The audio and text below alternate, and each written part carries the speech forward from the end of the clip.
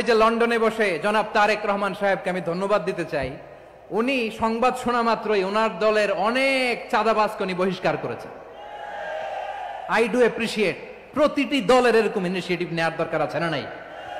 যে কোনো দলে এই প্র্যাকটিসটা থাকার দরকার আছে না নাই? চাঁদাবাজদের সাথে আপনারা নিজেদেরকে মুক্ত ঘোষণা করবেন যে এরা আমার দলের কর্মী হতে পারে না। আমরা চাঁদাবাজ মুক্ত বাংলাদেশ চাই। শহীদ মরহুম আল্লামা দেলোয়ার হোসেন সাঈদী রহিমাহুল্লাহ, ওনার স্মৃতি বিজড়িত আজকের এই ঐতিহাসিক প্যারেড ময়দানের তাফসিরুল কোরআনের প্রোগ্রামে সব আছে। স্টেজ আছে, শ্রোতা আছে, প্যান্ডেল আছে, মিডিয়া কাভারেজ আছে, কিন্তু আমাদের কলিজার টুকটাটা আমাদের মাঝে নাই।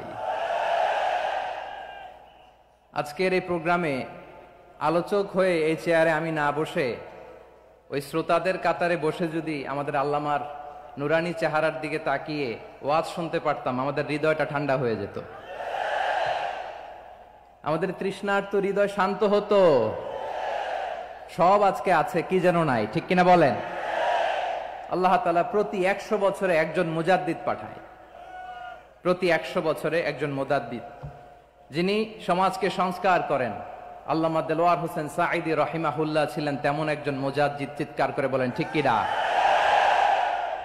উনি শিরক বিদআতের আস্তানাকে তছনছ করে দিয়েছেন, তাওহীদের বাণীকে সমুন্নত করেছেন, গণমানুষের কাছে তাফসিরুল কোরআনকে জনপ্রিয় করেছেন।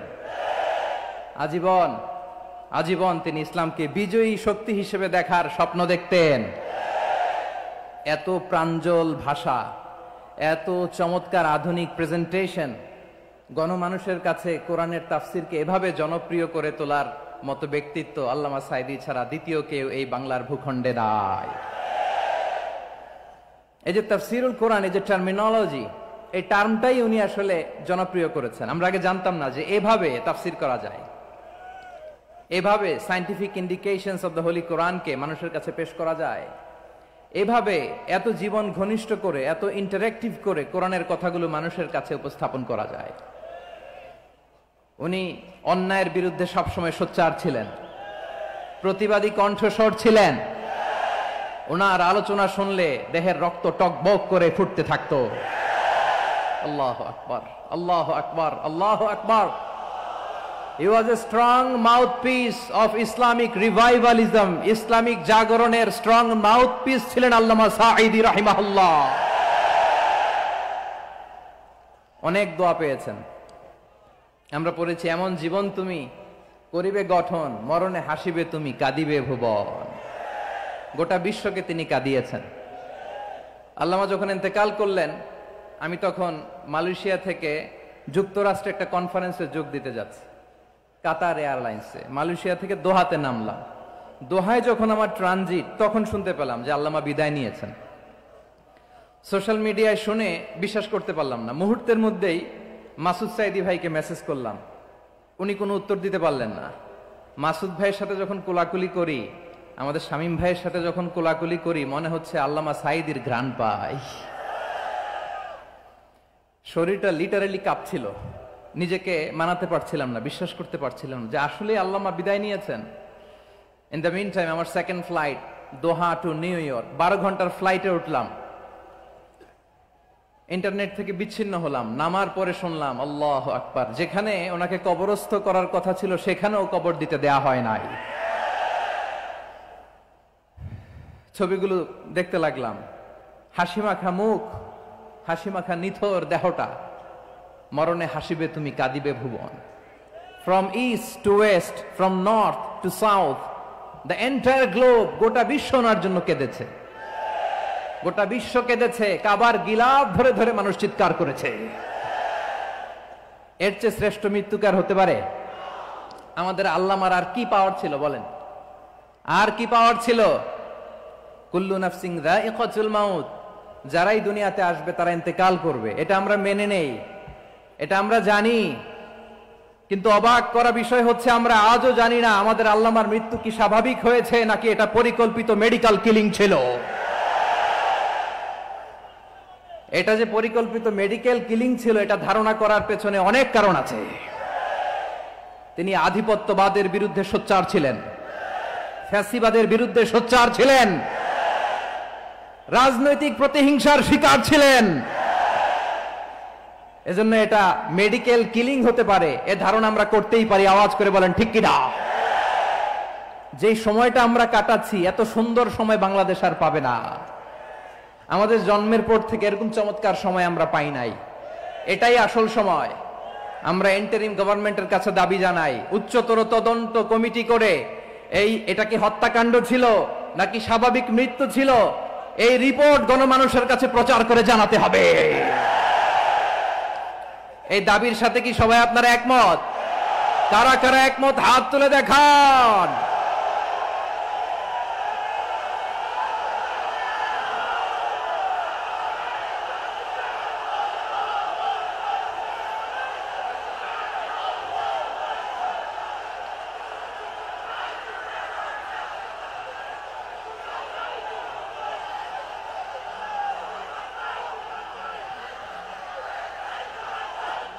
আমার প্রিয় ভাইয়েরা, প্রিয় চট্টলাবাসী, আল্লাহ তাআলা তার এই মুখলেস গোলামকে তার জান্নাতুল ফেরদাউসের মেহমান হিসেবে কবুল করুক, তার জীবনের সকল খেদমাগুলোকে কবুল করুক, জান্নাতুল ফেরদাউসের আলা মাকামে তাকে মেহমান হিসেবে কবুল করুক।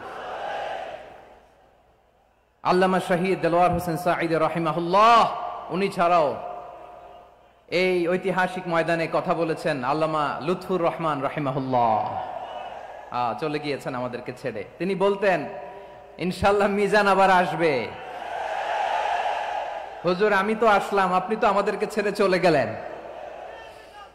আল্লাহু আকবার, আল্লাহু আকবার, আল্লাহু আকবার। গলায় কোনো সুর ছিল না, সুর দিয়ে কথা বলতেন না, কিন্তু এত চমৎকার শব্দের বুনন, এত চমৎকার প্রেজেন্টেশন, এত চমৎকার ভাবে ঐতিহাসিক বর্ণনাগুলো তিনি উপস্থাপন করতেন। মন্ত্রমুগ্ধ হয়ে আমরা আল্লামা লুৎফুর রহমানের কথা শুনেছি। আমরা হযরতুল আল্লাম লুৎফুর রহমান রাহিমাহুল্লাহর জন্য এই বিশাল ময়দান থেকে দোয়া করছি, আল্লাহ তাআলা তুমি তোমার এই খাদেমকে জান্নাতের মেহমান হিসেবে কবুল করে নাও। আরো অনেক আল্লামারা এখানে কথা বলেছেন, বিশেষ করে বাইতুল শরফের মরহুম পীর সাহেব হুজুর থেকে শুরু করে আরো যারা যারা তারকাতুল্য ওলামায়ে কেরাম এই চট্টগ্রামের ময়দানে কথা বলেছেন, আলো ছড়িয়েছেন। আমরা এই লক্ষ লক্ষ তাওহীদি জনতাকে নিয়ে তাদের জন্য দোয়া করছি, আল্লাহ তাআলা ওনাদের জীবনের সকল ভুল ত্রুটি ক্ষমা করে দিয়ে তাদেরকে জান্নাতুল ফেরদাউসের মেহমান বানিয়ে নিক। আমরা এই ঐতিহাসিক প্যারেড ময়দানের প্রোগ্রাম থেকে স্মরণ করতে চাই 24-এর ছাত্র নাগরিক অভ্যুত্থানে আমার যে সমস্ত ছাত্র নাগরিক ভাইয়েরা দেহের তাজা রক্ত বিলি দিয়ে নতুন বাংলাদেশ আমাদেরকে উপহার দিয়েছে। বিশেষ করে আপনাদের এই চট্টগ্রামের শহীদ ফাইসাল, শহীদ ওয়াসিম সহ সকল শহীদকে আল্লাহ তাআলা কবুল করুক। আমরা সবাই পড়ি আমিন। প্রিয় ভাইয়েরা, আমি নগণ্য একজন কোরআনের ছাত্র, এত বিশাল মঞ্চে এত বড় প্ল্যাটফর্মে কথা বলা আমার জন্য সাজে না। তারপরও আমাদের মুরব্বীরা আমাদের ডানে বায়ে বসে আছেন, ওনাদের আদেশ ক্রমে, ওনাদের অনুমতি ক্রমে কিছু কথা আজকের এই ঐতিহাসিক প্রোগ্রামে আপনাদের সামনে উপস্থাপন করার চেষ্টা করব। ওমা তাওফীকি ইল্লা বিল্লাহ। প্রিয় ভাইয়েরা, 5 দিন ব্যাপী এই তাফসীরুল কোরআনের প্রোগ্রামে অনেক ওলামা হযরত কথা বলেছেন। যারা কোরআন সুন্নাহ থেকে আমাদেরকে কোরআনের কথাগুলো শোনালেন, আমরা যেন সেগুলো আমল করতে পারি, আল্লাহ আমাদেরকে তৌফিক দান করুক। শুরুতে আমাদের নিয়তটাকে খালেস করে নেওয়া দরকার। এই যে গ্যাদারিং, এই যে হিউজ শোডাউন, এগুলো যদি আমাদের নিজেদেরকে পরিবর্তন না করে তাহলে এতে কোনো লাভ নাই। জোরে বলেন ঠিক কিনা? এই প্রোগ্রাম যদি আমাদের জীবনকে পরিবর্তন করে, আমাদের চিন্তার ডিএনএ কে চেঞ্জ করে দেয়, তাহলেই চট্টগ্রামের প্যারেড ময়দান সার্থক। আসুন আমরা চিন্তাকে খালেস করে নেই। আমরা সবাই নিয়ত করি যে যতটুকু কথা আমরা কোরআনের আলোকে শুনবো, আমলের নিয়তে শুনবো ইনশাআল্লাহ। বলেন সবাই। আপনারা সবাই ঠিকঠাক আছেন তো? কখন আসছেন আপনারা? সবাই আসছেন কখন? সকালে, কেউ দুপুরে, 9টায়? আল্লাহ আল্লাহ আল্লাহ। দুপুরের খাবার খাওয়ার সুযোগ হয়েছিল? খান নাই? রোজা রাখছেন? আহা, আমি কি দিয়ে বিদায় দেব আমার এই ভাইগুলোরে? আল্লাহ তুমি আমার ভাইগুলোরে কবুল করো। ইসলামের পক্ষের এই গণজোয়ারকে আগামীর বাংলাদেশের ইসলামের জন্য তুমি কবুল করো। যেই ভালোবাসা ইসলামের জন্য হয়, যেই গণজোয়ার কোরআনের জন্য হয়, পৃথিবীর কোন শক্তি দিয়ে সেটাকে আটকানো যায় না। জোরে বলেন ঠিক কিনা? এজন্য গ্রাজুয়ালি, সিস্টেম্যাটিক্যালি, মেথোডোলজিক্যালি আমাদেরকে আগাতে হবে, শুধু আবেগ দিয়ে নয়। বিবেকেরও দরকার আছে না নাই? প্রিয় ভাইয়েরা, আসুন, আমাদের কথা অনেক বেশি, সময় অনেক কম, আমরা আর কাল বিলম্ব না করে মহাবিশ্বয় মহাগ্রন্থ আল কোরআন আল কারীম থেকে কিছু কথা শুনি। আমি যে টপিকটা নিয়ে আজকের ঐতিহাসিক চট্টগ্রামের প্যারেড ময়দানের তাফসিরুল কোরআন প্রোগ্রামে আলোচনা করব, সেটা হচ্ছে সূরাতু আন-নাহলের 90 নম্বর আয়াত নিয়ে কিছু কথা আমরা উপস্থাপন করবার চেষ্টা করব ইনশাআল্লাহ। আমার খুতবার শুরুতেই আপনারা মোটামুটি আন্দাজ করে ফেলেছেন যে আমি কি নিয়ে আলোচনা করব, কারণ যে আয়াতটি আমি তেলাওয়াত করেছি এই আয়াতটি প্রায়শই এই ভূখণ্ডে, এই বাংলাদেশে জুমার দিনে খতিব সাহেবরা দ্বিতীয় খুতবা শেষের দিকে পড়ে না? কি কমন পড়ছে? ইন্নাল্লাহা ইয়া'মুরু বিল আদলি ওয়াল ইহসান ওয়া ইতা'i যিল কুরবা ওয়া ইয়ানহা আনিল ফাহশাই ওয়াল মুনকারি ওয়াল বাগি ইয়া'iদুকুম লাআল্লাকুম তাযাক্কারুন। মুখস্থ আছে না সবার? আসুন আমরা এই আয়াতের সরল অর্থ, এর মর্মবাণী, এর সংক্ষিপ্ত তাফসীর সবাই মিলে আজকের এই প্রোগ্রাম থেকে উদ্ধার করার চেষ্টা করি। আপনারা মনোযোগী আছেন তো? ইনশাআল্লাহ। এই আয়াতটা অনেক কম্প্রিহেন্সিভ একটা আয়াত। সাইয়েদনা আব্দুল্লাহ ইবনে মাসউদ রাদিয়াল্লাহু তাআলা আনহু উনি বলেছেন, ইন্নাহা মিন আজমাই আয়াতিল কুরআন, এটা কোরআনের সবচেয়ে জামে মানে আয়াত। যদিও ছোট্ট আয়াত, অল্প কিছু কথামালা, কিন্তু তিনি বলতেন এটা কোরআনের সবচাইতে জামে মানে সবচেয়ে কম্প্রিহেন্সিভ একটা আয়াত, যেখানে কথা কম, শব্দ কম, কিন্তু এটার দোতনা, এটার আবেদন, এটার মিনিং অনেক বেশি। সুবহানাল্লাহ। এই আয়াতে আল্লাহ তাআলা বেসিক্যালি আমাদেরকে তিনটা বিষয়ে আদেশ করেছেন আর তিনটা বিষয়ে বারণ করেছেন, মানে নিষেধ করেছেন। আওয়াজ করে বলুন, আদেশ করেছেন কয়টা? প্রিয় চট্টলার ভাইয়েরা, আমার মতো এই যে 3 আঙ্গুল উঁচু করে বলেন, আদেশ করেছেন কয়টা? আবার নিষেধও কয়টা?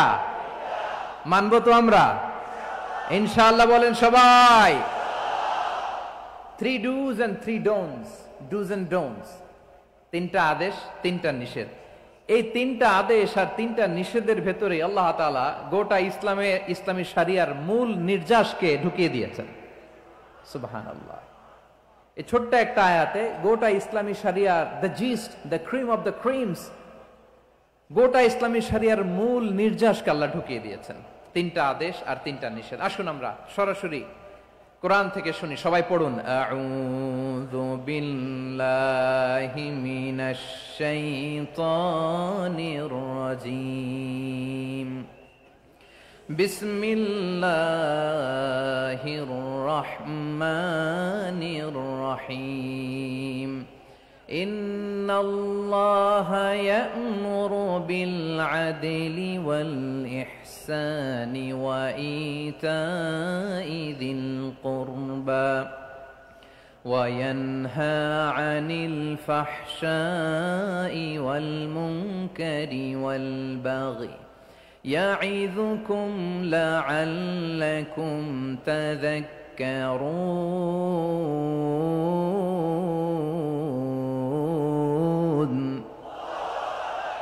আল্লাহ তাআলা ইরশাদ করছেন, ইন্নাল্লাহা ইয়া'মুরু বিল আদলি ওয়াল ইহসান, নিশ্চয় আল্লাহ তাআলা তোমাদেরকে ন্যায় বিচারের আদেশ দেন, সদাচরণের আদেশ দেন, নিকটাত্মীয়দেরকে দানের আদেশ দেন। আদেশ কয়টা? আওয়াজ করে সবাই বলুন তো কয়টা? নিশ্চয় আল্লাহ তাআলা তোমাদেরকে ন্যায় বিচারের আদেশ দেন, সদাচরণের আদেশ দেন, তিনি তোমাদের নিকটাত্মীয়দেরকে দানের আদেশ দেন, আর তিনি তোমাদেরকে অশ্লীলতা থেকে নিষেধ করেন, মন্দ কাজ থেকে নিষেধ করেন, অবাধ্যতা সীমা লঙ্ঘন থেকে নিষেধ করেন। তিনি তোমাদেরকে উপদেশ দেন যাতে তোমরা শিক্ষা গ্রহণ করো। সুবহানাল্লাহ। উপদেশ দিচ্ছে স্বয়ং কে? 3টা জিনিসের আদেশ। ইয়া'মুরু বিল আদল, সুবিচার, ন্যায় বিচারের আদেশ তিনি দেন। ইহসানের আদেশ দেন, যাতে আমরা ইহসান করি, একে অপরের প্রতি সুবিচার করি, মহানুভবতা দেখায়, অনুগ্রহ দেখায়, আর নিকট আত্মীয়দেরকে যেন আমরা দান করি। এই 3টা আদেশ তিনি দিয়েছেন। আর কোন তিনটা জিনিস থেকে তিনি বারণ করেছেন? অশ্লীলতা, ফাহশা, মুনকার, মানে সব মন্দ আর অসৎ কাজ, এগুলো থেকে তিনি আমাদেরকে বারণ করেন। ওয়াল বাগি, অবাধ্যতা, সীমা লঙ্ঘন, এই তিনটা কাজ থেকে তিনি আমাদেরকে বারণ করেন। তিনি আমাদেরকে উপদেশ দেন, স্বয়ং আল্লাহ তাআলা আমাদেরকে উপদেশ দেন যাতে করে আমরা শিক্ষা গ্রহণ করি। সুবহানাল্লাহ পড়ে। তাহলে আসুন আমরা ধরে ধরে একটা একটা করে সামনের দিকে আগাই। আল্লাহ তাআলা প্রথমে আমাদেরকে আদেশ দিয়েছেন আদালের, ইন্নাল্লাহা ইয়া'মুরু বিল আদল। আওয়াজ করে বলুন আল আদাল। সবাই পড়ুন আল আদাল। আমরা উর্দু জানি, হিন্দি জানি, অনেকে ইংরেজিও জানি, কিন্তু আরবি শব্দগুলো আমাদের মুখ দিয়ে বেরোতে চায় না। আওয়াজ করে বলুন আল আদাল।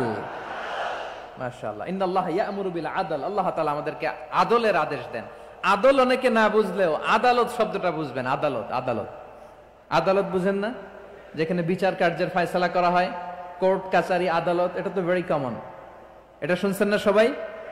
আদালত, যেখানে ন্যায় বিচার হবে, সুশাসন হবে। কিন্তু ভাগ্যের কি নির্মম পরিহাস, ওখান থেকে মিথ্যা সাক্ষী দিয়ে মনমতো রায় দিয়ে দেয়া হয়। এগুলোর পরিবর্তন হওয়ার দরকার আছে না নাই? প্রিয় ভাইয়েরা, আদালত, আল আদ, ইংরেজিতে বলে জাস্টিস, ন্যায় বিচার, সুবিচার, সুশাসন, জাস্টিস, আল আদাল, সব জায়গায় এই জাস্টিস থাকা দরকার। Justice should be prevailed in the society. The mission of all prophet was to uphold the justice. সব নবীর মিশন ছিল এই জাস্টিসকে, আদালকে, সুশাসন আর সুবিচারকে নিশ্চিত করা। পড়েন সুবহানাল্লাহ। And the core message of every divine scripture was to uphold justice. পৃথিবীর সব আসমানি কিতাবের মূল শিক্ষা ছিল এই জাস্টিসকে সমাজে এনশিওর করা, সুবিচার, সুশাসনকে এনশিওর করা। তাহলে প্রিয় ভাইরা, আমরা বুঝতে পারলাম আল আদ শব্দের মানে হচ্ছে ইনসাফ বা সুবিচার বা ন্যায় বিচার। এটা হচ্ছে একটা general meaning, very general meaning. আপনি যদি ইন ডেপথ বুঝতে চান, আরো ভেতরে যান, তাহলে আদাল মানে হচ্ছে সমন্বয়, আদাল মানে হচ্ছে ভারসাম্য, ব্যালেন্স। আদাল মানে হচ্ছে মধ্যম পন্থা। সুবহানাল্লাহ পড়েন। কারণ সব সময় সমান সমান হইলেই সুবিচার হয় না। কথা কি বুঝতেছেন? ইসলামের দ্য কনসেপ্ট অফ আদাল, এটা এমন আদাল, এটা সব সময় সমান সমান নয়। যখন সমান সমান দেয়া দরকার, ইসলাম সমান সমান দেয়। যখন ব্যালেন্স করা দরকার, চেক এন্ড ব্যালেন্স, সমন্বয়, ভারসাম্য করা দরকার, তখন ইসলাম ভারসাম্য করে দেয়। এটার নাম আদাল। সুবহানাল্লাহ।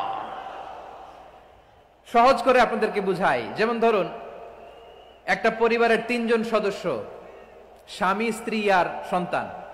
তাদের সকালবেলার ব্রেকফাস্টে, স্বামীর সকালের নাস্তায় স্বামীর 3টা রুটি লাগে, স্ত্রীর 2টা লাগে, আর সন্তানের 1টা রুটি লাগে। এখন আমি যদি সমান সমান করে আদল করতে চাই, সবাইকে যদি 3টা করে রুটি দেই, তাহলে স্বামী বেচারার জন্য ঠিক আছে? কি বলেন? কথা কি বুঝতেছেন না কষ্ট হয়ে যাচ্ছে? যদি সমান সমানের নিয়মে আগাই, তাহলে 3টা করে যদি রুটি দেই, স্বামীর জন্য ওকে, কিন্তু স্ত্রীর জন্য 1টা বেশি হয়ে যায়। আর সন্তানের জন্য কয়টা বেশি হয়? আচ্ছা, এই তো বুঝতেছেন, মাশাআল্লাহ। আচ্ছা, 2টা করে যদি সবাই দেয় সমান সমান নীতিতে, তাহলে স্ত্রীর জন্য, স্ত্রী বেচারির জন্য ঠিক আছে, কিন্তু স্বামীর কয়টা কম পড়ে? আর সন্তানের বেশি হয়ে যায় কয়টা? আচ্ছা, সমান সমান নীতিতে সবাইকে যদি সকালের নাস্তার জন্য 1টা করে রুটি দেই, সন্তানের জন্য ঠিক আছে, কিন্তু স্ত্রী বেচারির কম পড়ে কয়টা? স্বামীর কম পড়ে কয়টা? 2টা। কথা কি বুঝতেছেন? আর আমি যদি স্বামীকে দেই 3টা, স্ত্রীকে দেই 2টা, আর সন্তানকে দেই 1টা, তাহলে কারো অপচয় হবে না। যার যতটুকু দরকার ঠিক ততটুকুই কাজে লাগবে। চিল্লায় বলেন ঠিক কিনা? এটাই হচ্ছে ইসলামের আদাল, যেখানে যার যতটুকু দরকার তাকে সেখানে ঠিক ততটুকু দিয়ে দেওয়ার নামই হচ্ছে আদাল। চিল্লায় পড়েন আল্লাহু আকবার।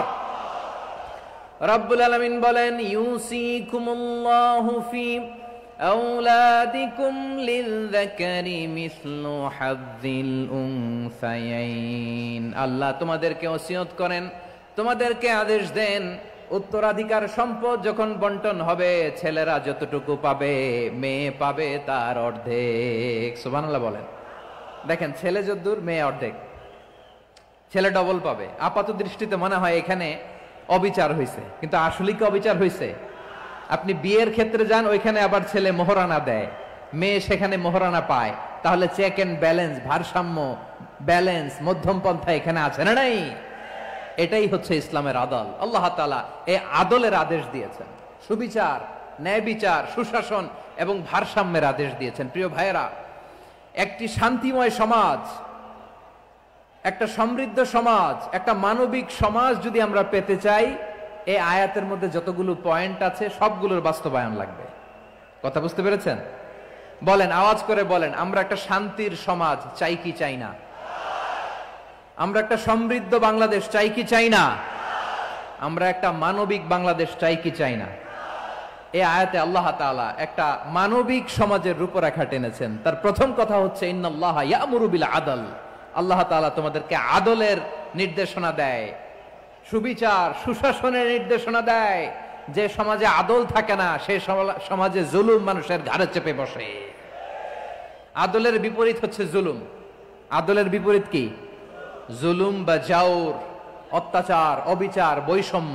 এই যে বৈষম্য বিরোধী ছাত্র আন্দোলন কমন পড়ছে? এই যে একজন সমন্বয়ক তো দেখা করলো আমার সাথে। জুলুম মানে হচ্ছে বৈষম্য। বৈষম্যের স্থান ইসলামে নাই, অবিচারের স্থান ইসলামে নাই, জুলুমের স্থান ইসলামে নাই। আল্লাহ তাআলা বলেন যে আমি জুলুমকে নিজের জন্য হারাম করেছি এবং তোমাদের জন্য হারাম করেছি।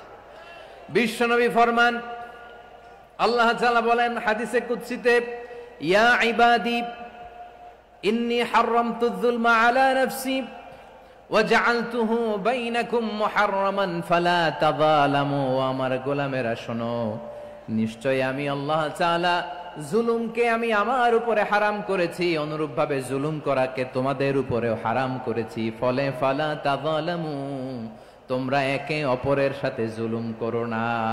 নির্দেশনাটা কার? খবরদার, জুলুমের সাথে আমাদের কোনো সম্পর্ক নাই। আল্লাহ তাআলা আদলের আদেশ দিয়েছেন, আদালতের আদেশ দিয়েছেন, সুশাসনের, ন্যায় বিচারের আদেশ দিয়েছেন। ইন্নাল্লাহা ইয়ামুরু বিল আদল, আমাদেরকে আদল প্রতিষ্ঠা করতে হবে। জুলুমের সাথে ইসলামের কোনো সম্পর্ক নাই। আল্লাহ তাআলা জালিমদের জন্য কঠিন শাস্তি প্রস্তুত করে রেখেছেন। যারা এই আদলকে ভুলুণ্ঠিত করে জুলুমের রাস্তায় হাঁটতে চায়, তাদের প্রাপ্য কিয়ামতের ময়দানে বুঝিয়ে দিবে কে? আল্লাহ তাআলা তাদের প্রাপ্যকে বুঝিয়ে দিবেন। এজন্য বিশ্বনবী বলে, খবরদার, তোমরা ইনসাফ করবে, আদল করবে, জুলুম করবে না। আর যুলমু যুলুমাতুন ইয়াউমাল কিয়ামা, জুলুম কিয়ামতের দিন অন্ধকার হয়ে জালিমের ঘাড়ে চেপে বসবে। আবার বিশ্বনবী বলতেন, ইত্তাকি দাওয়াতাল মাজলুম, খবরদার, তোমরা মজলুমের কান্নাকে ভয় করো। ফাইন্নাহু লাইসা বাইনাহু ওয়া বাইনাল্লাহি হিজাব, কেননা মজলুমের কান্নার মাঝে আর আল্লাহর আরশের মাঝে কোনো পর্দা থাকে না। বিশ্বাস হয়? এই কথা বিশ্বাস হয়? এর জলজ্যান্ত প্রমাণ তো আমরা নিজেরাই দেখলাম। হ্যাঁ, মজলুমের কান্না ফুলে ফেপে মহিরুহ হয়ে, পাহাড়ের মতো হয়ে, বিস্ফোরিত হয়ে জালিমের মসনদকে ছারখার করে দিয়েছে। এর প্রমাণ তো আমরা নিজেরাই তো দেখলাম। জালিমের পরিণতি কি হয় আমরা জীবদ্দশাই তো দেখলাম। এমনও কোন জুলুম নাই যে হয় নাই, ঠিক কিনা বলেন? আহারে জুলুম, আহারে জুলুম। রিসেন্টলি আয়না ঘরের কিছু ছবি প্রকাশিত হয়েছে সোশ্যাল মিডিয়ায়, দেখেছেন আপনারা? হ্যাঁ, ছোট্ট একটা জায়গা, স্বাধীন মানুষকে প্রাণীর মতো, পাখির মতো খাঁচায় বন্দী করে রেখেছে। কখন দিন কখন রাত কিচ্ছু জানে না, কখন দিন কখন রাত কিছু জানে না। বছরের পর বছর কেটে গিয়েছে। এক্সট্রা জুডিশিয়াল কিলিং এর কোনো হিসাব নাই, বিচার বহির্ভূত হত্যা, এনফোর্স ডিসঅ্যাপিয়ারেন্স, গুম, যেটা সবচাইতে বড় মানবতা বিরোধী অপরাধ। কত মানুষ যে গুম হয়েছে তার কোনো ইয়ত্তা নাই। যেই ফ্যামিলির সদস্য গুম হয়েছে, তারা কি ওই লোকটার জন্য মাগফিরাতের দোয়া করবে নাকি সুস্বাস্থ্যের দোয়া করবে তারা নিজেরাও জানতো না, কারণ জানে না ও বেঁচে আছে না মরে গেছে। আহা, বিডিআর নওজওয়ানদের যারা ছাড়া পেল দেখলাম, বিনা অপরাধে, কোনো অন্যায় ছাড়া, অপরাধ ছাড়া তাদের জীবন থেকে, তাদের তারুণ্যের, তাদের যৌবনের 15 বছর, 16 বছর, 17 বছর নাই, 6 মাস বয়সের ছোট বাচ্চাকে রেখে জেলে গেছে। 6 মাসের মেয়ে বেরোয় দেখে মেয়ের বয়স 17 বছর। মেয়ে বাবারে চিনে না, বাবা মেয়েরে চিনে না। মেয়েকে এখন বিয়ে দিয়ে আরেক ছেলের হাতে তুলে দিবে। মেয়ের শৈশব বাবা দেখে নাই, মেয়ের কৈশোর বাবা দেখে নাই, মেয়ের তারুণ্য দেখে নাই। আরেক যুবককে দেখলাম 14 বছরের 14 দিনের সংসার, 2 সপ্তাহের সংসার শেষে জেলে গেছে। কত যুবকের যে স্ত্রী চলে গিয়েছে ফ্যামিলি ছেড়ে, কারণ জানে না তো কবে আসবে, কি হবে, কেউ জানতো না। দাম্পত্য জীবনের মাত্র 14 দিনের স্মৃতি, এই স্মৃতিকে আঁকড়ে ধরে এক বোন 16টা বছর 17টা বছর কাটিয়ে দিয়েছে। আমি নিউজটা দেখে ভাবলাম, আমার এই বোনের প্রতিটি দিন কিভাবে কেটেছে, প্রতিটি রাত কিভাবে কেটেছে, প্রতিটি ক্ষণ কিভাবে কেটেছে। বিশ্বনবী বলেছেন, ইত্তাকি দাওয়াতাল মাজলুম ফাইন্না লাইসা বাইনাহু ওয়া বাইনাল্লাহি হিজাব। মাজলুমের কান্নাকে ভয় করো, কারণ মাজলুমের কান্না আর আল্লাহর মাঝে কোনো পর্দা থাকে না। আমরা আর এরকম কোন জুলুম বাংলাদেশে দেখতে চাই না। জোরে বলেন ঠিক কিনা? আর কেউ নতুন করে জালিম হোক আপনারা চান? আবার নতুন করে কেউ ফ্যাসিস্ট হোক আপনারা চান? এক দল আরেক দলকে নিশ্চিহ্ন করার রাজনীতিতে মেতে উঠুক, এটা আপনারা চান?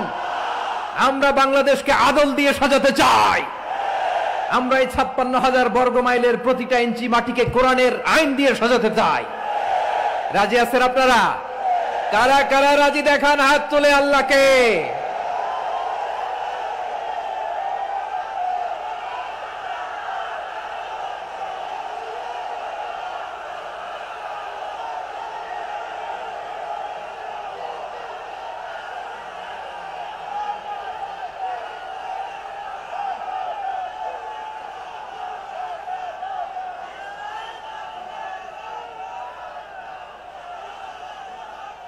বসুন আমার প্রিয় বীর চট্টলার তৌহিদি মুসলমান, আমরা আর নতুন করে কেউ জালিম হোক এটা চাই না। নতুন করে আবার কেউ ফ্যাসিস্ট হোক আমরা চাই না। এক দল আরেক দলকে নিশ্চিহ্ন করার রাজনীতি করুক আমরা চাই না। আমরা সুশাসনের বাংলাদেশ চাই। আমরা মানবিক বাংলাদেশ চাই। আমরা একটা সমৃদ্ধ বাংলাদেশ চাই। আমরা বিশ্বের বুকে সম্মান নিয়ে মাথা উঁচু করে দাঁড়াতে চাই, ঠিক কিনা বলেন? আল্লাহ বললেন, এটা যদি তোমরা চাও, একটা সমৃদ্ধ সমাজ যদি বিনির্মাণ করতে চাও, মানবিক সমাজ যদি বিনির্মাণ করতে চাও, আমি তোমাদেরকে সেজন্য প্রথমে আদালতের নির্দেশ দিলাম। ইন্নাল্লাহা ইয়া'মুরু বিল আদল, নিশ্চয় আল্লাহ তাআলা তোমাদেরকে ন্যায় বিচার সুশাসন এটার আদেশ দেন। সুবহানাল্লাহ। আদাল, ন্যায় বিচারের আদেশ আল্লাহ তাআলা কোরআনের বিভিন্ন আয়াতে দিয়েছেন। আল্লাহ তাআলা বলছেন, ইন্নাল্লাহা ইয়া'মুরুকুম আন তুআদ্দুল আমানাতি ইলা আহলিহা ওয়া ইযা হাকামতুম বাইনান নাসি আন তাহকুমু বিল আদল ইন্নাল্লাহা নি'ম্মা ইয়া'iযুকুম বিহি ইন্নাল্লাহা কানা সামিআন বাসীরা। আল্লাহ তাআলা বললেন, আল্লাহ আদেশ দিচ্ছেন, যে ব্যক্তি আমানতের হকদার তার হাতে তোমরা আমানত পৌঁছে দাও। আর যখন তোমরা বিচার কার্য করবে, বিচার ফয়সালা করবে, আদালতের সাথে করো। সুবহানাল্লাহ বলেন। ওয়া ইযা হাকামতুম বাইনান নাসি আন তাহকুমু বিল আদল, আদালতের সাথে করবা। আল্লাহ তাআলা বলেন, যারা জাজ হবে, বিচারক হবে, তাদের যদি বাদী বিবাদীর কারোর সাথে শত্রুতা থাকে, কারোর সাথে যদি কোনো ধরনের রেষারেষি থাকে, আল্লাহ বলেন বিচার কার্য করতে যে ওই শত্রুতা রেষারেষির কারণে আদালতের বাইরে যে অবিচার করে বিচার করো না। ওয়ালা ইয়াজরিমান্নাকুম শানাআনু কওমিন আলা আল্লা তা'দিলু ই'দিলু হুয়া আকরাবু লিত্তাকওয়া ওয়াত্তাকুল্লাহা ইন্নাল্লাহা খাবীরুম বিমা তা'মালুন। খবরদার কোন জাতির প্রতি, কোন গোষ্ঠীর প্রতি, কোন গোত্রের প্রতি আক্রোশ যেন তোমাদেরকে ন্যায় বিচার থেকে দূরে সরিয়ে না দেয়, বরং আমি আল্লাহর আদেশ হলো ইদিলু, তোমরা আদল করো, ন্যায় বিচার করো, সুবিচার করো, সুশাসন প্রতিষ্ঠা করো। হুয়া আকরাবু লিত্তাকওয়া, এটাই তাকওয়ার সবচেয়ে কাছাকাছি। সুবহানাল্লাহ বলেন। কোরআনের বিভিন্ন আয়াতে আল্লাহ তাআলা স্পেসিফিকলি ধরে ধরে বিচার করার সময় আমরা যেন আদল করি সেটা বলেছেন। কোরআনের কোন কোন জায়গায় আল্লাহ তাআলা এই আল আদ শব্দটা ব্যবহার করেছেন। আবার একই জিনিস ইনসাফ, সুবিচার, সুশাসন, ন্যায় বিচার, ন্যায় পরায়ণতা বুঝাতে আল্লাহ তাআলা কখনো কখনো আল কিসত শব্দটা ব্যবহার করেছেন। আওয়াজ করে সবাই বলুন আল কিসত। প্রিয় ভাইরা, সবাই আওয়াজ করে আমার সাথে সাথে বলুন আল কিসত। আল্লাহ তাআলা বলেন ওয়া ইন হাকামতা ফাহকুম বাইনাহুম বিল কিসতি ইন্নাল্লাহা ইউহিব্বুল মুকসিতিন।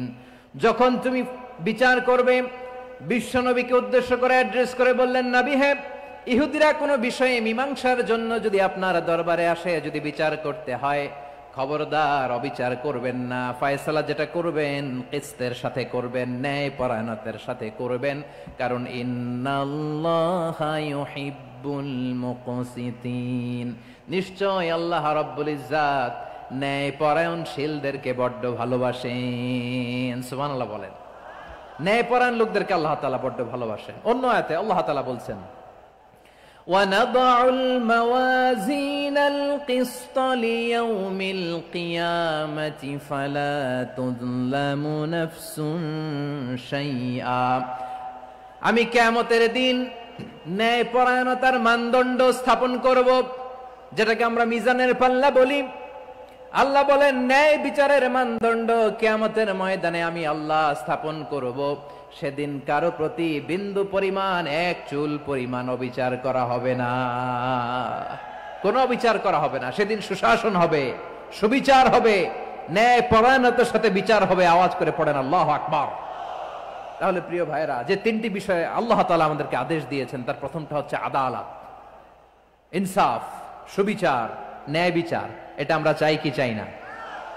বিশ্বনবী ন্যায় বিচার, ন্যায় পরায়ণতা, সুশাসন প্রতিষ্ঠিত করেন কি করেন নাই?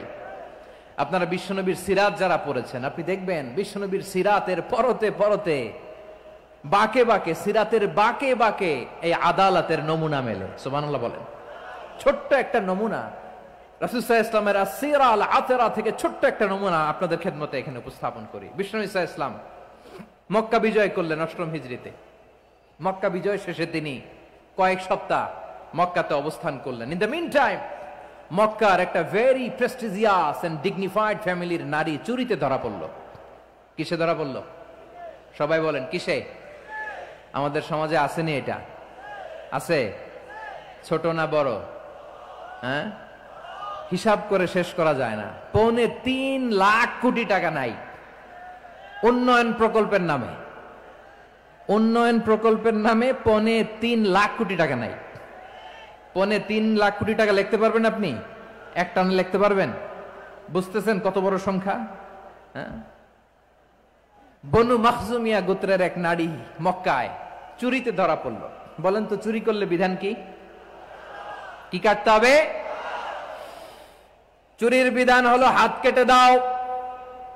তাও সেটা গোপনে নয়, প্রকাশ্যে জনসম্মুখে হাত কেটে দাও।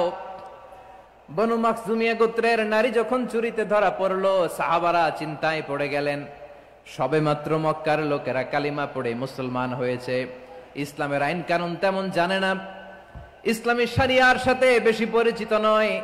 এখন যদি বিশ্বনবী চুরির যেই বিধান এটা যদি কায়েম করে হাত যদি কেটে দেয়, না জানি মক্কার লোকেরা আবার বিগড়ে যায়, না জানি মক্কার লোকেরা আবার মুরতাদ হয়ে যায়, না জানি মক্কার লোকেরা ইসলাম থেকে দূরে সরে যায়। চলো চলো, সাহাবীরা মিলে পরামর্শ করলেন, চলো বিশ্বনবীর কাছে যে বলি, ও নবী, শুধু কেবলমাত্র একমাত্র এই নারীর জন্য চুরির হাত কাটার বিধানটা আপনি একটু থামিয়ে দেন।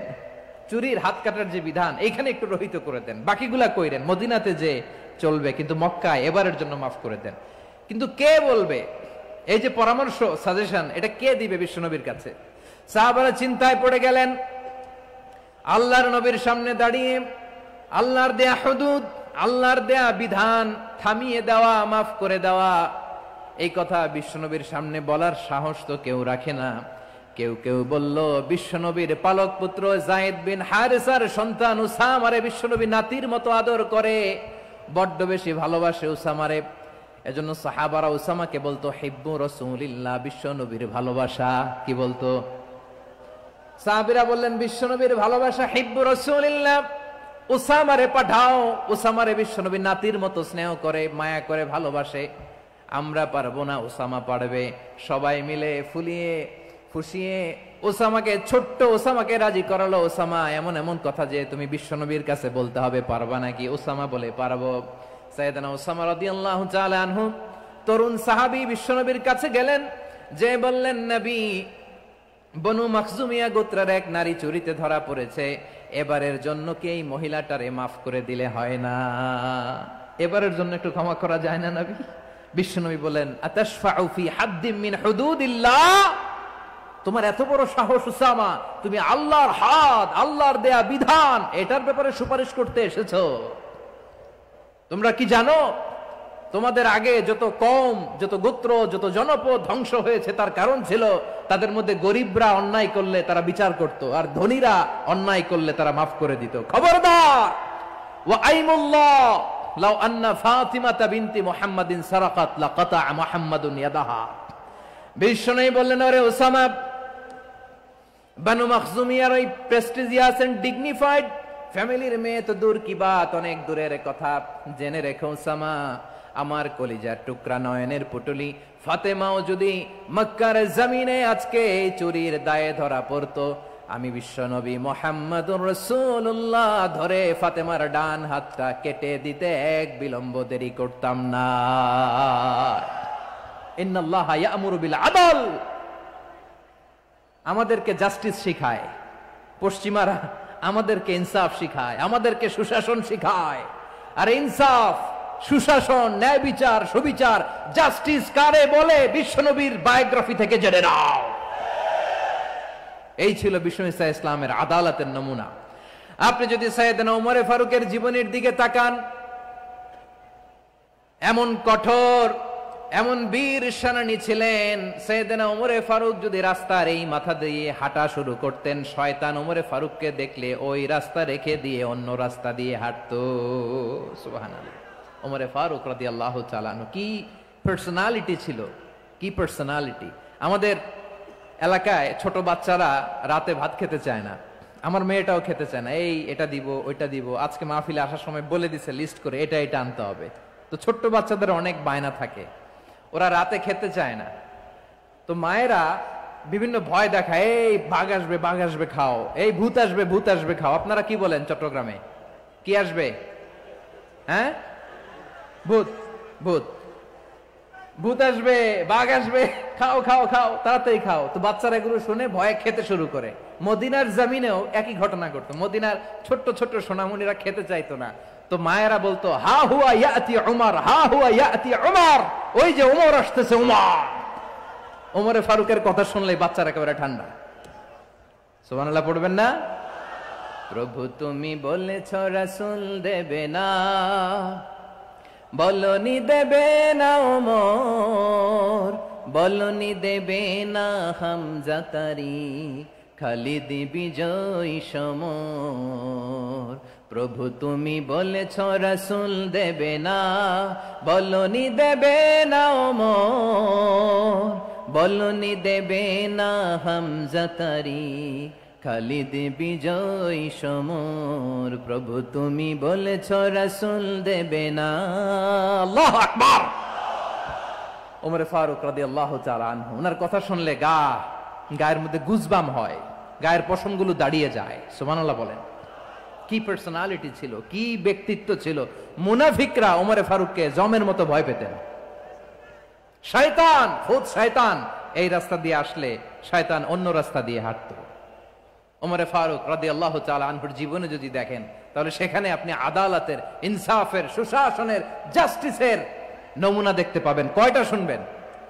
সাইয়েদনা ওমর ফারুকের রাদিয়াল্লাহু তাআলা আনহুর সন্তান আব্দুর রহমান মিশরে মদ খেয়ে মদ্যপ অবস্থায় ধরা পড়েছে। মদ খাওয়ার কারণে, মদ যদি কেউ পান করে আর যদি প্রমাণিত হয়, তার বিচার হলো 80 বেত। আওয়াজ করে বলেন কয় বেত? বাংলাদেশেও তো এই আইন আছে নাকি? বাংলাদেশে আছে? হ্যাঁ, মদ খাইলে 80 বেত, এই আইন বাংলাদেশে চালু হোক। আমরা চাই কি চাই না? চাই সবাই। এজন্যই তো ইসলাম ভাল লাগে না। ইসলামকে ভাল লাগে না। ইসলামকে আউট করে রাখতে পারলেই তো এরকম বড় বড় বোতল খাওয়া যায়। একেবারে সহজ, পানির মতো সহজ, হিসাব একেবারে সহজ। ওমরে ফারুক রাদিয়াল্লাহু তাআলা আনহুর ছেলে ভুল করে মদ পান করে ফেলেছিলেন। আব্দুর রহমান, ঘটনা ঘটেছে মিশরে। মিশরের গভর্নর তখন আমর ইবনুল আস রাদিয়াল্লাহু তাআলা আনহু। আব্দুর রহমানের ভাই যে গভর্নরকে বলল, গভর্নর যদি একটু দয়া করেন, খলিফার ছেলে আমার ভাই আব্দুর রহমান মদ্যপ অবস্থায় ধরা পড়েছে, জনসম্মুখে যদি আপনি বেত্রাঘাত করেন আমাদের প্রেস্টিজ থাকে না, যদি 80 বেত আপনি মারেন আমার কোনো কথা নাই, কিন্তু ঘরের ভেতরে মারেন। আব্দুর রহমানের ভাইয়ের সুপারিশ শুনে সাইয়েদনা আমর ইবনুল আস রাদিয়াল্লাহু তাআলা আনহু রাজি হয়ে গেলেন। ঘরের ভেতরে লোকচক্ষুর আড়ালে 80 বেত তিনি মানলেন। কিন্তু ঘটনাক্রমে এই কথা লুকিয়ে লুকিয়ে ঘরের ভেতরে 80 বেত মারার কথা সাইয়েদনা ওমর ফারুক মদিনা থেকে জানতে পারলেন। মদিনা থেকে তিনি ফরমান জারি করলেন, এই বিচার যেমনটি আমর ইবনুল আস আদায় করেছে, এটা প্রকৃতপক্ষে আদায় হয় নাই। আসো সবাই মদিনায় আসো, আমর ইবনুল আস মদিনায় আসো, আব্দুর রহমানও আসো, সবাই আসো, জনসম্মুখে এই বিচার কার্যকর করতে হবে। সাইয়েদনা ওমর ফারুক মসজিদে নববীর পিলারের মধ্যে নিজের ছেলেকে বাঁধলেন, আবার জনসম্মুখে 80টা বেত তার গায়ের মধ্যে মারলেন। মাজমুয়ে ফাতাওয়া ইবনে তাইমিয়া রাহিমাহুল্লাহ উনি এটা নকল করেছেন। এটা সবচেয়ে বিশুদ্ধ মত। আরো অনেক মত আছে, মারা গেছে কবরের উপর, ওগুলো বাদই দিলাম। কেমন খলিফা ছিলেন, কেমন খলিফা! পশ্চিমারা তোমরা জাস্টিস আমাদেরকে শেখাও, ইনসাফ কারে বলে সুশাসন আমাদেরকে তোমরা শিখাও। ওমর ফারুক রাদিয়াল্লাহু তাআলা আনহু ওই বিচারকে তিনি ধর্তব্য মনে করেন নাই। মদিনাতে এনে আবার জনসম্মুখে আবার 80 বেত মেরেছেন। মিশরে ওমর ফারুক রাদিয়াল্লাহু তাআলা আনহু আমর ইবনুল আসকে গভর্নর করে পাঠালেন। সেখানে আমর ইবনুল আসের ছেলে একটা প্রতিযোগিতায় রানার আপ হয়েছে। এক মিশরি সেখানে চ্যাম্পিয়ন হয়েছে। রানার আপ বুঝতে পেরেছেন তো? রানার আপ সেকেন্ড হয়েছে, এক মিশরি হয়েছে চ্যাম্পিয়ন প্রথম। কিন্তু গভর্নরের ছেলে ও জিততে পারে নাই। ও রাগে ওই মিশরির গায়ের মধ্যে কয়েকটা লাঠি দিয়ে বাড়ি মেরেছে। মিশরি যে মদিনাতে ওমর ফারুকের কাছে বিচার দিলেন, আপনার গভর্নরের ছেলে অন্যায়ভাবে আমার গায়ে হাত তুলেছে। সাইয়েদনা ওমর ফারুক আবার ফরমান জারি করলেন, আসো মদিনাতে আসো। মিশরীকে ডাকলেন। ওই মিশরের গভর্নর আমর ইবনুল আস রাদিয়াল্লাহু তাআলা আনহুকে ডাকলেন, তার ছেলেকেও ডাকলেন। সবাই বসে রইল। আমর ইবনুল আস রাদিয়াল্লাহু তাআলা আনহু মাথা নিচু করে বসে আছেন, লজ্জায় কাচুমাচু। হায় হায়, আজকে আমার ছেলের কারণে আমিরুল মুমিনিন খলিফাতুল মুসলিমিন ওমর ফারুকের কাছে আমি জনসম্মুখে লজ্জিত হচ্ছি। সাইয়েদনা ওমর ফারুক বললেন, এই নাও লাঠি, গভর্নরের ছেলে তোমার মাথার মধ্যে যতগুলো বাড়ি মেরেছে, আজকে জনসম্মুখে তুমি অতগুলা বাড়ি মারো। মিশরি বলে, থাক, আপনি যে ডেকে আনছেন সবার সামনে এটা বলছেন, এতেই আমি খুশি। আল্লাহু আকবার! আপনার মহানুভবতা দেখে আমি খুশি, আর অপমানের দরকার নাই। ওমরে ফারুক বলে, না, খবরদার, এই কথা মিশরি তুমি বলো না, মারো, যতগুলা বাড়ি মেরেছে মারো। বাধ্য হয়ে মিশরি আমর ইবনুল আসের সামনে ওনার কলিজার টুকরা সন্তানের মাথার মধ্যে বাড়ি মারতে আরম্ভ করলেন। ঠিক যতগুলা বাড়ি গভর্নরের ছেলে আমর ইবনুল আসের ছেলে মিশরির গায়ে মেরেছিল, মাথায় মেরেছিল, মিশরি গুনে গুনে ততটা মারলেন। এই দৃশ্য দেখে ওমরে ফারুক রেগে মেগে আগুন, রাগের চোটে রাগ সামলাতে না পেরে আর নিজেকে সামলাতে না পেরে মিশরিরে বললেন, ছেলেরে মারা শেষ হয়ে গেলে এবার বাবার টাক মাথার মধ্যে কয়েকটা বাড়ি মার। রাগের চোটে, আউট অফ অ্যাঙ্গার, রাগের চোটে, যে আমার পাঠানো গভর্নর আমর ইবনুল আস তার ছেলেকে কেন আদব তারবিয়া কেন শিক্ষা দিতে পারে না? ছেলেরে মারা হইলে এবার আমর ইবনুল আসের মাথার মধ্যে দুইটা মারো, এটা রাগে বলেছেন, এটা শাস্তি হিসেবে না। সুবহানাল্লাহ পড়ে। তোমরা আমাদেরকে সুশাসন শিখাও, আমাদেরকে সুশাসন শিখাও। বিশ্বনবী বলেন আদল এটা যেন তেন বিষয় না, এটা দিয়েই মানবিক সমাজ গড়তে হবে। আল্লাহ তাআলা কিয়ামতের কঠিন ময়দানে যেদিন স্বামী স্ত্রীকে চিনবে না, স্ত্রী স্বামীকে দেখে পালিয়ে যাবে, বন্ধু বন্ধুরে চিনবে না, পীর সাহেব মুরিদরে চিনবে না, মুরিদ পীর সাহেবরে চিনবে না, দলের কর্মী তার নেতারে চিনবে না, নেতা তার কর্মীরে চিনবে না, বন্ধু বন্ধুরে দেখে পালাবে। এই কঠিন মুহূর্তে সূর্যটা মাথার কাছে চলে আসবে, জমিনটা তামার জমিন হবে, আজকের জমিনের মতো নয়। মানুষ ঘর্মাক্ত ক্লান্ত শ্রান্ত মাথার মগজগুলো কানের ছিদ্র আর নাকের ছিদ্র দিয়ে বেয়ে বেয়ে পড়বে। বিশ্বনবী ফরমান কিয়ামতের ওই কঠিন ময়দানে 7 শ্রেণীর ব্যক্তিকে রব্বুল আলামিন তার আরশের নিচে ছায়া দিবেন। তার মধ্যে প্রথম শ্রেণীর ব্যক্তি হলো ইমামুন আদিল। ইমামুন আদিল, ন্যায়পরায়ণ শাসক, যে ইনসাফের সাথে বিচার করে, যে জাস্টিস সমাজে সার্ভ করে, যে সুশাসন নিশ্চিত করে, ওই ইমামুন আদিল। আদিল শব্দটা বুঝছেন না? ইন্নাল্লাহা ইয়া'মুরু বিল আদল, পাইছেন? আদিল। 7 শ্রেণীর ব্যক্তিকে আল্লাহ তাআলা সুশীতল আরশের নিচে ছায়া দিবেন, যেদিন তার দেয়া ছায়া ছাড়া কোনো ছায়া থাকবে না। এর প্রথম হচ্ছে ইমামুন আদিল, ন্যায়পরায়ণ শাসক। চিল্লায় বলেন সুবহানাল্লাহ। আবার বিশ্বনবী বললেন ইন্নাল মুকসিতিনা ইনদাল্লাহি আলা মানাবিরা মিন নূর আন ইয়ামিনির রহমান। কিয়ামতের দিন যারা ন্যায়পরায়ণ হিসেবে আল্লাহর সামনে দাঁড়াবে, কিয়ামতের দিন রব্বুল আলামিন তার আরশের ডান দিকে ওই ন্যায়পরায়ণ লোকদের জন্য আরশের ডান দিকে একটা নূরের মিম্বারে তাদেরকে বসার সুযোগ করে দিবে। আল্লাহর আরশের ডান দিকে ন্যায়পরায়ণ লোকদের জন্য আল্লাহ তাআলা নূরের মিম্বার বানাবে। 4 কেন কথা মনে করেছেন? আল আদাল, জাস্টিস। ইন্নাল্লাহা ইয়া'মুরু বিল আদল। আল্লাহ তাআলা এই আদালতের নির্দেশনা দেয়, সুবিচার, সুশাসন। প্রিয় ভাইয়েরা, এটা আমরা বাংলাদেশে চাই কি চাই না? এই যে অরাজকতা, এই যে অন্যায়, এই যে জুলুম, এই যে ইনকনসিস্টেন্সি সমাজের অসঙ্গতি, এর প্রধান কারণ জাস্টিস নাই, সুবিচার নাই, সুশাসন নাই। শেষবারের মতো আওয়াজ করে বলেন তো, আমরা বাংলাদেশে আদল চাই কি চাই না? তাহলে প্রথম নির্দেশনা শেষ। আল্লাহ তাআলা তোমাদেরকে আদলের আদেশ দেন। এরপরে আল্লাহ বললেন আমি তোমাদেরকে ইহসানের আদেশ দেই। ইন্নাল্লাহা ইয়া'মুরু বিল আদলি ওয়াল ইহসান। আমি তোমাদেরকে যেমনি আদলের নির্দেশনা দেই, তেমনি ভাবে তোমাদেরকে ইহসানের নির্দেশনা দেই। ইহসান, আওয়াজ করে সবাই বলেন তো ইহসান। সবাই বলেননি, সবাই বললে এতটুকু আওয়াজ হবে আমি বিশ্বাস করি না। আওয়াজ করে বলুন আল ইহসান।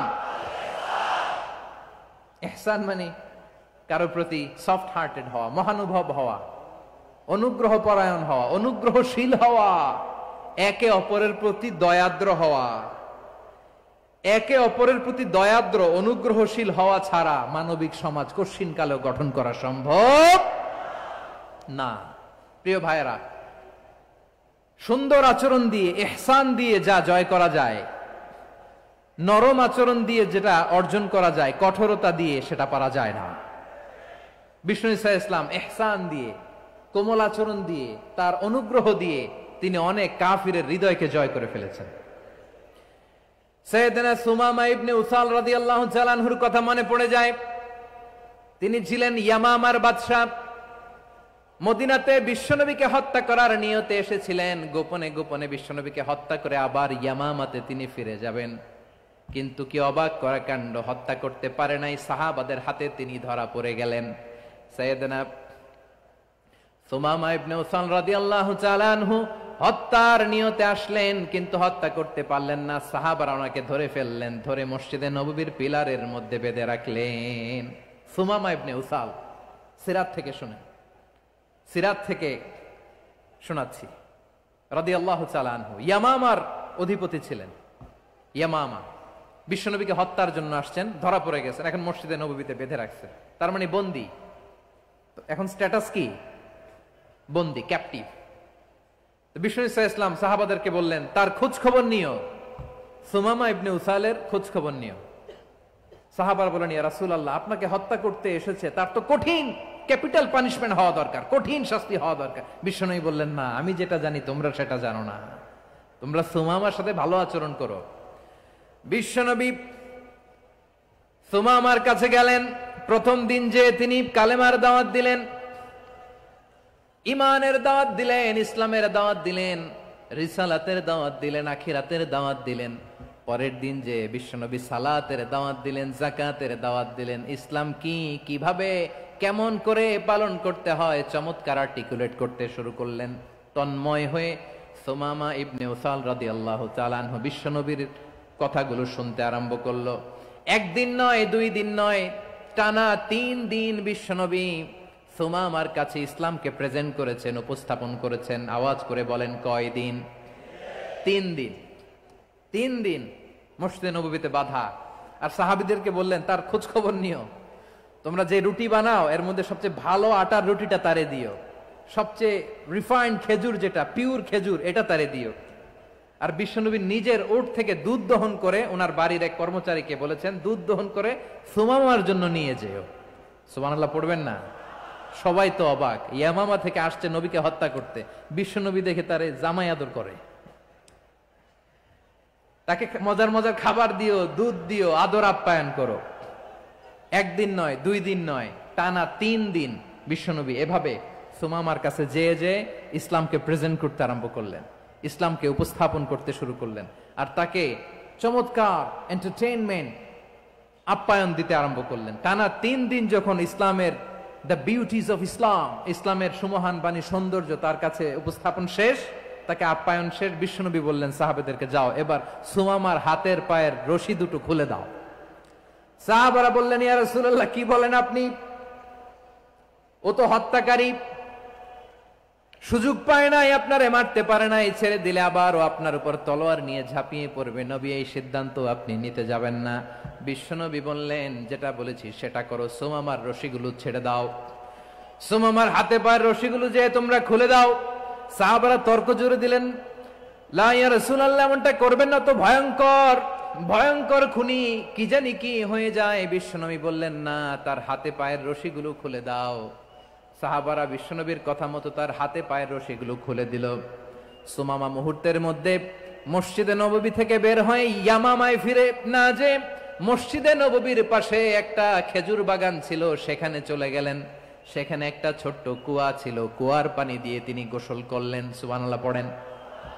কুয়ার পানি দিয়ে গোসল করে মসজিদে নববীর সামনে এসে বিশ্বনবী এবং সাহাবাদের সামনে দাঁড়িয়ে সাব্বাবা উঁচু করে বললেন, আশহাদু আল্লা ইলাহা ইল্লাল্লাহ ওয়া আশহাদু আন্না মুহাম্মাদান আবদুহু ওয়া রাসূলুহু।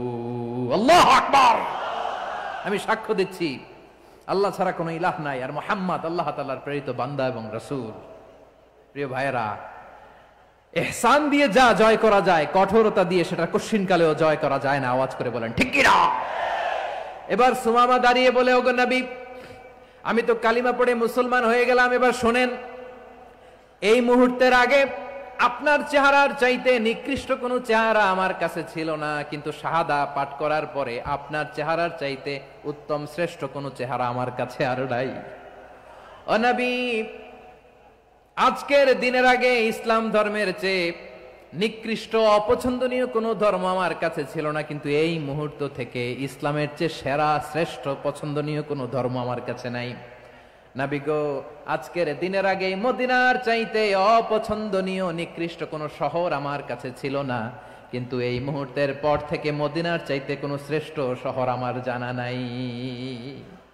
সে ছিল গমের বড় ডিলার, গম বেচত। কি বেচত? তার গম কিনে মক্কার লোকেরা রুটি খাইতো। সে ঘোষণা দিল, আজকে থেকে মক্কাবাসীদের জন্য সব গম আমি হারাম করে দিলাম, মক্কাবাসী এখন না খেয়ে মরে। সুবহানাল্লাহ পড়বেন না? মক্কাবাসী বিশ্বনবীর কাছে আসলেন, এসে বললেন, মুহাম্মদ, আমরা তো তোমার ভাই, তোমার চাচা, তোমার ভাতিজা, তোমার আত্মীয়, তুমি সুমামারে বলো সে যেন আবার গমের সাপ্লাই মক্কার জন্য অনুমতি দিয়ে দেয়। বিশ্বনবীর অনুমতি ক্রমে সুমামা আবার মক্কাতে গম পাঠাতে শুরু করলো। পড়েন সুবহানাল্লাহ। ইহসান, ইহসান দিয়ে আপনি যেটা জয় করতে পারবেন, you can win the heart of your enemies. ইহসান দিয়ে আপনি আপনার শত্রুর হৃদয়কে জয় করতে পারবেন। আওয়াজ করে বলেন ঠিক কিনা? এজন্য আল্লাহ বললেন, ওয়ানফিকু ফি সাবিলিল্লাহি ওয়ালা তুলকু বিআইদিকুম ইলাত তাহলুকা ওয়া আহসিনু ইন্নাল্লাহা ইউহিব্বুল মুহসিনিন। তোমরা আল্লাহর রাস্তায় দান করবে আর নিজেরা নিজেদেরকে ধ্বংসের হাতে ঠেলে দিও না। তোমরা একে অপরের প্রতি ইহসান করবে, কারণ ইহসানকারীদেরকে আল্লাহ বড্ড ভালোবাসেন। সুবহানাল্লাহ পড়েন। আবার সূরা রহমানে আল্লাহ বললেন, হাল জাযাউল ইহসানি ইল্লাল ইহসান ফাবিআইয়ি আলা, সবাই পড়েন, ফাবিআইয়ি আলাই রাব্বিকুমা তুকাযযিবান। ইহসানের প্রতিদান হিসেবে ইহসানই হয়। বিশ্বনবী সুমামার প্রতি যেমন ইহসান করেছেন, সুমামাও ঠিক তেমন ইহসান ফিরিয়ে দিয়েছে। ঠিক কিনা বলেন? তাহলে এক নম্বরে হচ্ছে আদ, ন্যায় বিচার। দুই নম্বরে সবাই বলেন ইহসান, সদাচরণ। ইহসান দুই ধরনের প্রিয় ভাইরা, ইহসান ফিল ইবাদা, ইহসান ফিল মুআমালা। ইহসান ফিল ইবাদা হচ্ছে একাগ্র অনুভবে ইবাদতে ডুব দেওয়া, এর নাম ইবাদতের ইহসান। সুবহানাল্লাহ পড়েন। বিশ্বনবী বলেন ইহসান মানে কি জানো নাকি? হাদিসে জিবরিলে সাইয়েদনা জিবরিল আলাইহিস সালাম বিশ্বনবীকে বললেন, আখবিরনি আনিল ইহসান। নবী আমাদেরকে বলেন ইহসান মানে কি? বিশ্বনবী বললেন, আনতা আবুদাল্লাহ কাআন্নাকা তারাহু ফাইন লাম তাকুন তারাহু ফাইন্নাহু ইয়ারাক। ইহসান মানে হলো এমন ভাবে তুমি আল্লাহর সামনে নিজেকে উজাড় করে ইবাদত করবে, তুমি ভাববে তুমি আল্লাহকে দেখতে পাচ্ছ। আর এটা যদি ভাবা তোমার জন্য কঠিন হয়ে যায়, অন্তত এতটুকু তুমি ভাববা যে আল্লাহ তোমাকে দেখতে পাচ্ছেন। ঠিক কিনা বলেন? ও আমার বীর চট্টলার ভাইয়েরা, কেউ যেটা দেখে না সেটা দেখে কে? এই বিশ্বাস হৃদয়ের মধ্যে আছে? নামাজে যখন দাঁড়ান এই ফিলিংসটা আনা যাবে? হ্যাঁ, এশার সালাত তো এখনো হয় নাই না? আলোচনা শেষে এশার সালাত এখানে অনুষ্ঠিত হবে, তাই না?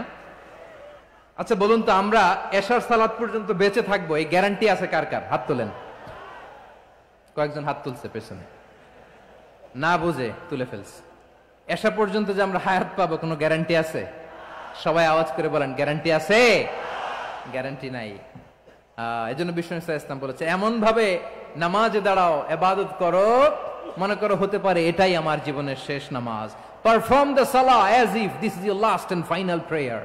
এমন ভাবে সালাতে দাঁড়াও, ভাবো হতে পারে এটাই তোমার জীবনের শেষ নামাজ। এমন ভাবে নামাজে দাঁড়াও, ভাবো এটাই শেষ নামাজ। তাহলে নামাজে একাগ্রতা বাড়ায় দিবে কে? ফলে ইবাদতের ইহসান আমাদের অর্জিত হবে। আর মুআমালাতে ইহসান হলো, বিশ্বনবী বলেন, ইন্নাল্লাহা তাবারাকা ওয়া তাআলা কাতাবাল ইহসানা আলা কুল্লি শাই ফাইযা কাতালতুম ফাআহসিনুল কিতলা ওয়া ইযা যাবাহতুম ফাআহসিনুয যাবহা ওয়ালিয়ুহিদ্দা আহাদুকুম শাফরাতাহু ওয়ালিয়ুরিহ যাবিহাতাহু। ইহসান দুই ধরনের। আওয়াজ করে বলতে হবে কয় ধরনের? সবাই বলুন আওয়াজ করে, কয় ধরনের? একটা হচ্ছে ইহসান ফিল ইবাদা, ইবাদতে ইহসান। ইবাদতে ইহসান কি? একাগ্র অনুভব দিয়ে ইবাদত করা, মন প্রাণ দিয়ে ইবাদত করা। আর মুআমালাতে ইহসান কি? সব কাজে, দৈনন্দিন কাজে, কর্মে, সামাজিক অ্যাক্টিভিটিতে কোমলতা প্রদর্শন করা, অনুগ্রহের সাথে সবকিছু করা। আল্লাহ তাআলা ইন্নাল্লাহা তাবারাকা ওয়া তাআলা কাতাবাল ইহসানা আলা কুল্লি শাই, তিনি সব কিছুর ব্যাপারে ইহসানকে আবশ্যক করেছেন। সবকিছুতে মুমিনের সব কাজে ইহসানের পরশ থাকবে। ওয়া ইযা কাতালতুম ফাহসিনুল কিতলা, বিষ্ণুই বলেন তুমি যখন কাউকে হত্যা করো ইহসানের সাথে করো। সুবহানাল্লাহ পড়বেন না? যখন হত্যা করো তখনও ইহসানের সাথে। আচ্ছা হত্যা করবো আবার ইহসান আসবে করতে করে, তো মেরেই ফেলবো আমি। আল্লাহ, ও ভাই একজন খুন করেছে, খুনি, রাষ্ট্রীয় আইনে তার শাস্তি হয়েছে ডেথ পেনাল্টি, মৃত্যুদণ্ড। এখন মৃত্যুদণ্ড দেখে আপনি যেমনি মন চায় তেমনি মারবেন লোকটারে? ওর নাক কেটে ফেলতে পারবেন? ওর কান কাটতে পারবেন? ওর চোখ উপড়ে ফেলতে পারবেন আপনি? যেমন মন চায় তার অঙ্গহানি করা যাবে না। ইহসানের সাথে তাকে হত্যা করো। সুবহানাল্লাহ, this is Islam, this is the true essence of Islam. ওয়া ইযা যাবাহতুম ফাহসিনুয যাবহা, যখন জবাই করবে তখনও ইহসানের সাথে জবাই করো। করব জবাই, ওইখানেও নাকি ইহসান। আচ্ছা, কুরবানির দিন আমরা পশুগুলোরে কি করি বলেন সবাই আওয়াজ করে? জবাই। জবাই মানে তো এটার মেরেই ফেলতেছি, একটু পরে তো টুকরো টুকরো করে গোশতগুলো খাবো, এটা তো খাবো, এটা তো মেরেই ফেলবে। বিষ্ণু বলে না, জবাইয়ের মধ্যেও মুমিনের জবের ভেতরেও ইহসানের পরশ থাকা চাই। যখন জবাই করবে প্রাণীটাকে হাত পা টাইট করে বেঁধে নাও, ছুরিটাকে শার্পেন করে নাও, ধারালো করে নাও, যাতে অল্প সময়ে জবাইটা হয়ে যায়, প্রাণীটা যাতে কম কষ্ট পায়। সুবহানাল্লাহ পড়ে। দিস ইজ কল্ড ইহসান।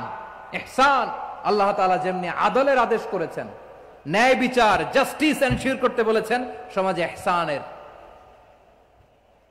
ব্যবহার, ইহসানের অনুশীলন তিনি করতে বলেছেন। এজন্য মুমিনের প্রতিটি কাজে, আমার চট্টগ্রামের ভাইয়েরা আমার দিকে তাকান, খেয়াল করে শুনুন, মুমিন জীবনের প্রতিটি কাজে ইহসানের পরশ থাকা চাই। আমরা যেন আমাদের পরিবারের প্রতি ইহসান করি, আমরা যেন আমাদের কর্মচারীদের প্রতি ইহসান করি, আমরা যেন আমাদের কলিগদের প্রতি ইহসান করি, আমরা যেন আমাদের ভাইদের প্রতি ইহসান করি। মুমিন জীবনের প্রতি কাজে ইহসানের পরশ থাকার দরকার আছে না নাই? কথা বুঝতে পেরেছেন? তাহলে আল্লাহ তাআলার 3টা আদেশ ছিল, কয়টা গেল? ভুলে গেছে, ভুলে গেছে চট্টগ্রাম। 3টা আদেশের মধ্যে কয়টা বললাম? প্রথমে কি ছিল? আদল। 2 নম্বরে, 3 নম্বরে রব্বুল আলামিন বললেন ওয়া ইতাইযিল কুরবা, নিকটাত্মীয়দেরকে দান করো। নিকট আত্মীয়দেরকে দাও, যারা তোমাদের ব্লাড কানেকশনের আত্মীয় তাদেরকে তোমরা দাও।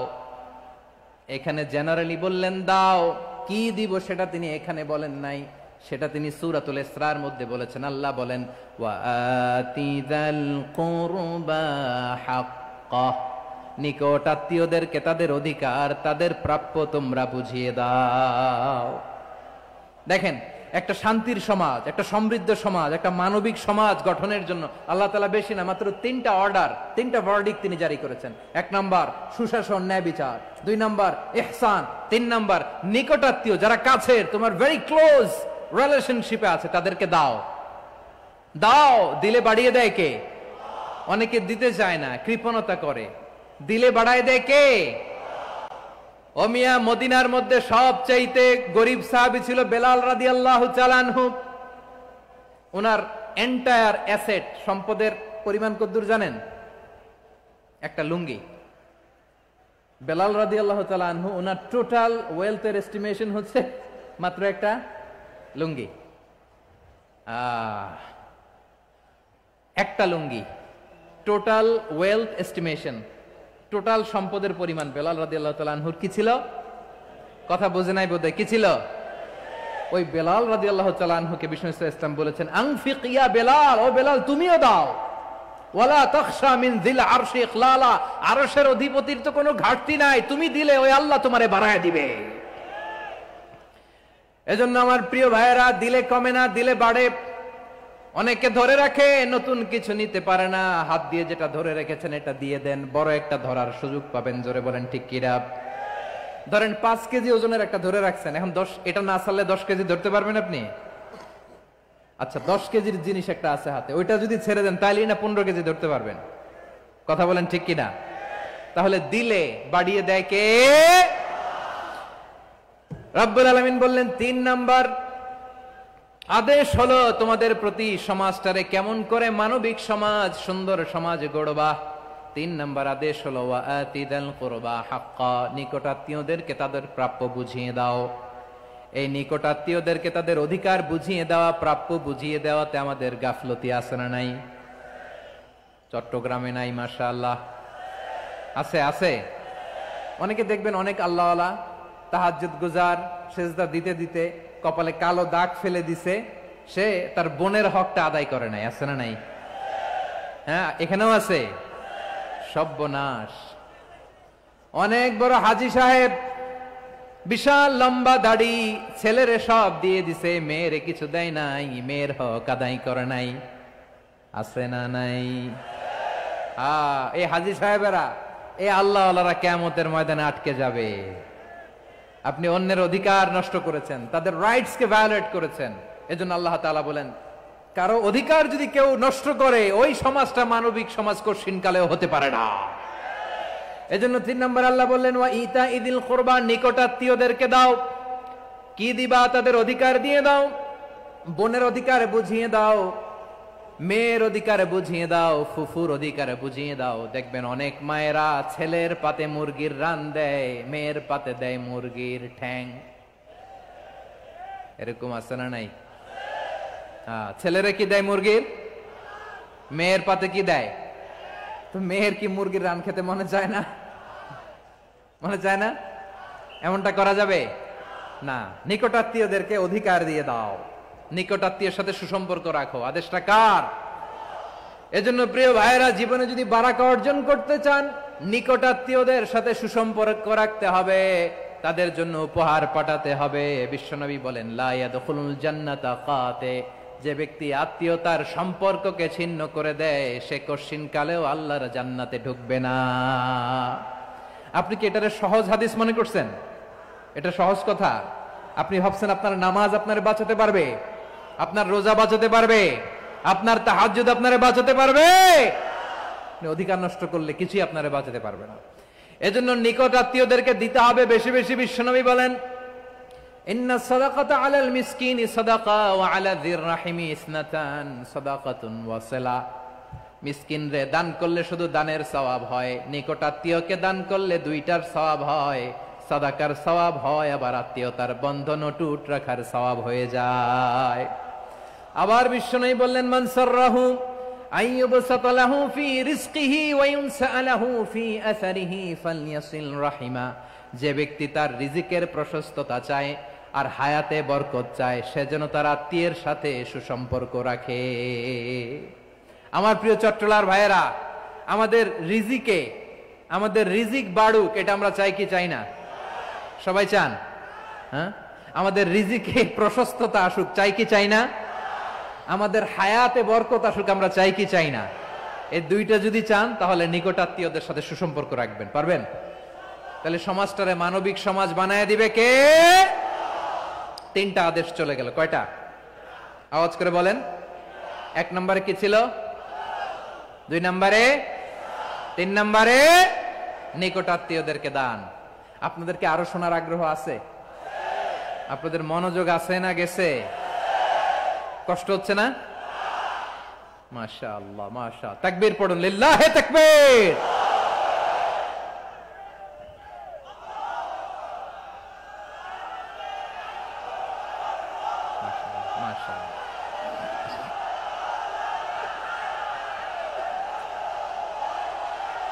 আমার প্রিয় ভাইয়েরা, আল্লাহ তাআলা 3টা জিনিসের যেমনি আদেশ করেছেন, অনুরূপ ভাবে 3টা বিষয় তিনি বারণ করেছেন, নিষেধ করেছেন। ওগুলোর কাছেও যাওয়া যাবে। শুনবেন। রাব্বুল আলামিন বলেন, ওয়ায়ানহা আনিল ফাহশাই ওয়াল মুনকারি ওয়াল বাগি। আমি যেমনি 3টি বিষয়ে আদেশ করলাম, অনুরূপ ভাবে 3টি বিষয়ে বারণ করলাম, নিষেধ করলাম। আমার 1 নাম্বার নিষেধাজ্ঞা হলো অশ্লীলতার প্রতি। ফাহশা, ওয়ায়ানহা আনিল ফাহশা।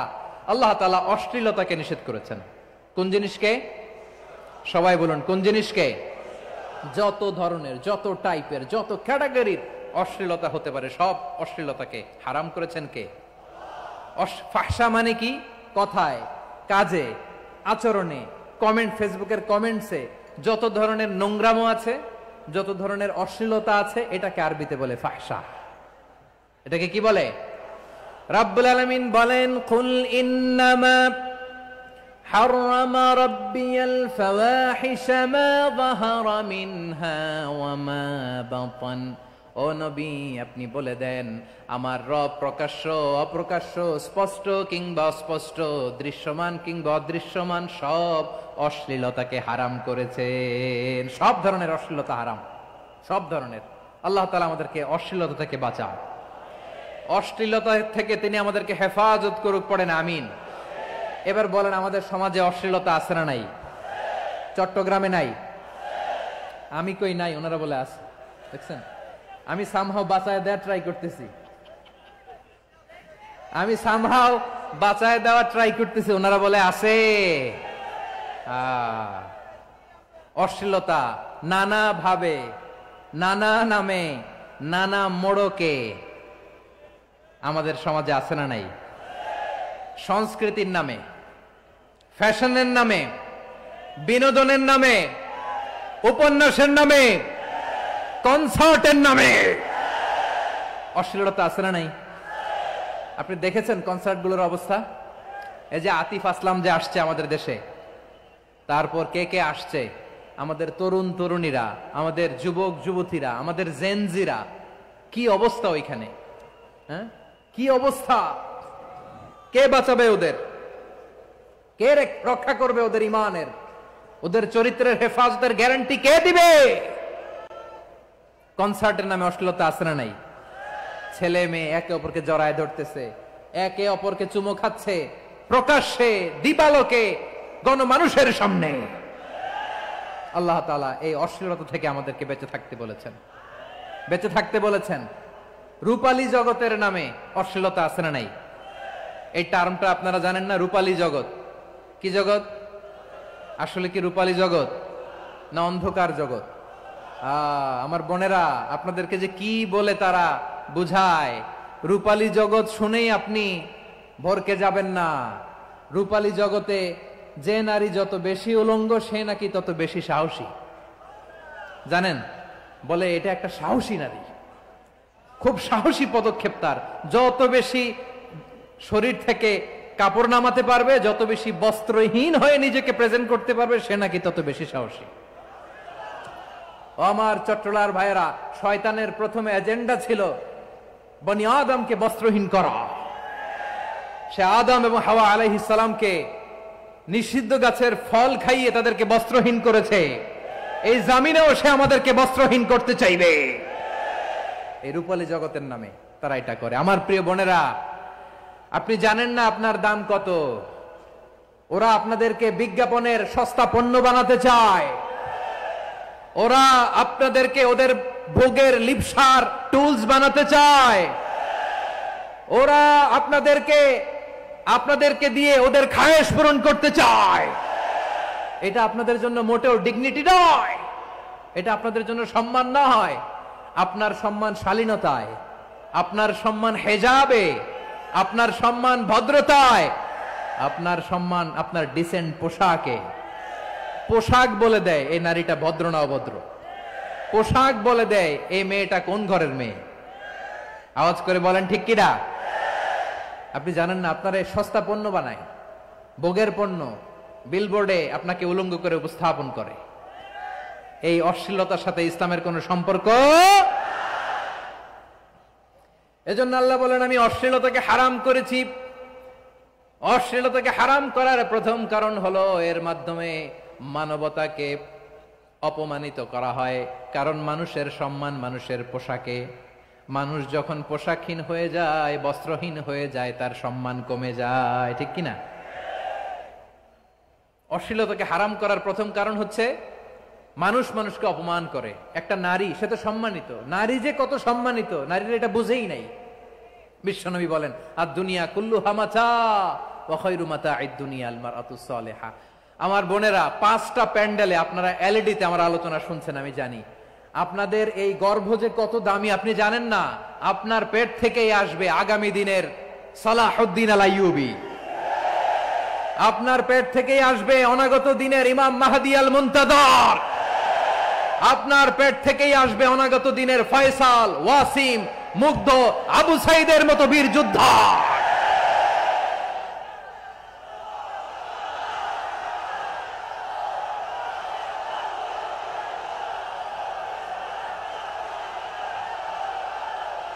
আমার প্রিয় বোনেরা, আমার প্রিয় বোনেরা, বিশ্বনবীর কথার ওজন খেয়াল করেন। আর দুনিয়া কুল্লুহা মাতা ওয়া খায়রু মাতা'আদ দুনিয়াল মারআতুস সালিহা।